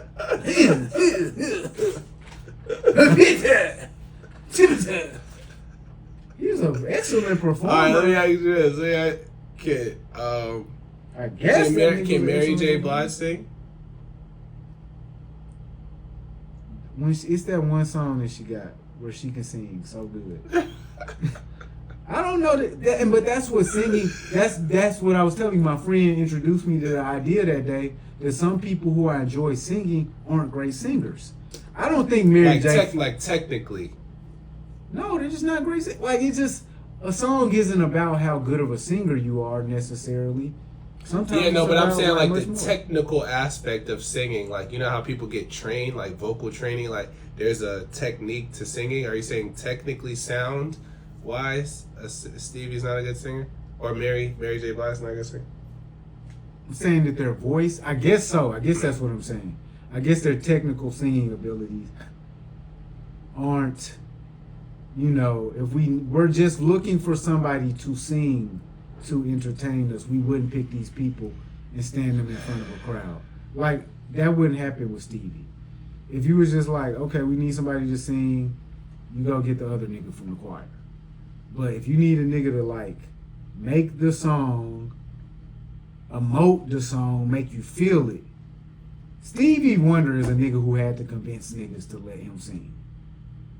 Well, I mean, he was a kid. Yeah. So, like, And they only let him sing because he was so good at the drums and he was blind doing it. Like, if he's not all of that other shit, they don't let him sing, bro. that's true. That's true. And so, like, that's what I mean. I'm not saying take Stevie away. I'm saying thank God for this nigga Stevie Wonder.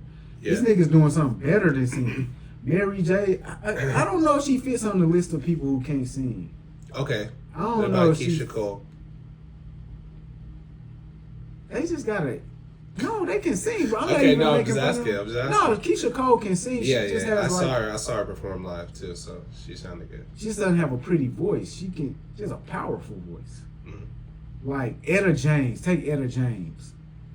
She don't got no pretty little voice. She got a powerful voice. Like, take a Janis Joplin.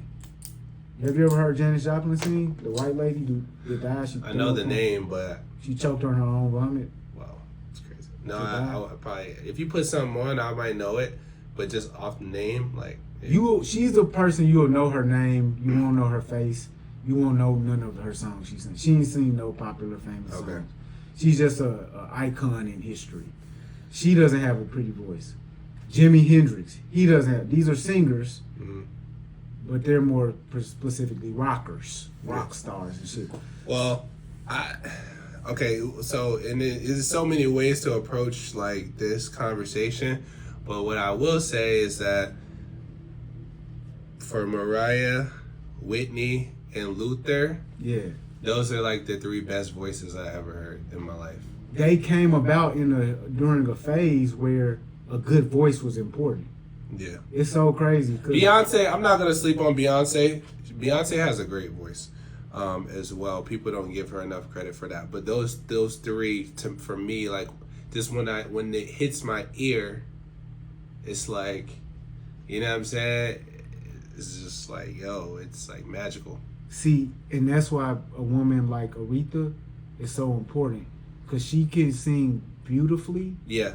She get dirty as fuck with that. Yeah. She can get that tone. It's a on. gospel. She grew up in the church, so she starts singing like this, spitting the words.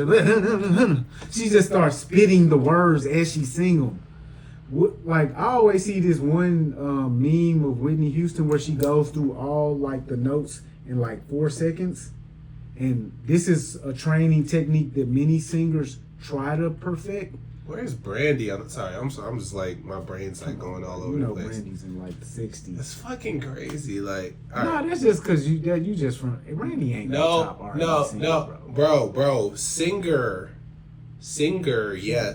Brandy's the architect for every R&B artist that's out right now, female. Brandy's the Kobe to Whitney's Michael. Stop it. Brandy, Kobe, Whitney, Michael. Brandy is the architect for Janae, Kalani, Summer Walker, all these girls. You just said a whole bunch of hoes that can't sing. But Brandy actually could. Why would you want to be the architect for bitches who can't sing? No, how are you a bitch who can sing and you the architect for hoes that can't sing? Because it's the vibe. Like, it's the vibe. The vibe. You know what I'm saying? Don't do that to Brandy. Don't diminish her. No. I'm just saying, like, Brandy's one of them. A lot of your favorite singers. Brandy was the one. No.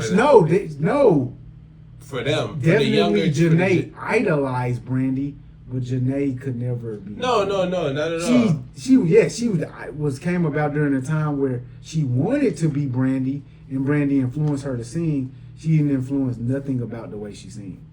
Right. Janae can't sing. Hey, well. There you go, bro. We got a lot of stuff from now. I just had to get that off my chest. This R&B, I'm very passionate about this R&B shit. You know what I'm saying? Now you can focus on the next 4 weeks of work. You don't got a pod for 4 weeks type shit. It's enough. We got enough content. Oh, we got hella content to clip up. You know what I mean? I just got to do it very fast because a lot of it is timely. We're gonna get this out to y'all soon. Keep commenting, keep liking, repost this shit. Start calling your friends and having a conversation after you watch our conversation. Niggas turn back into real niggas type shit. Ladies, next time. We love you. That was that. Yeah, nigga.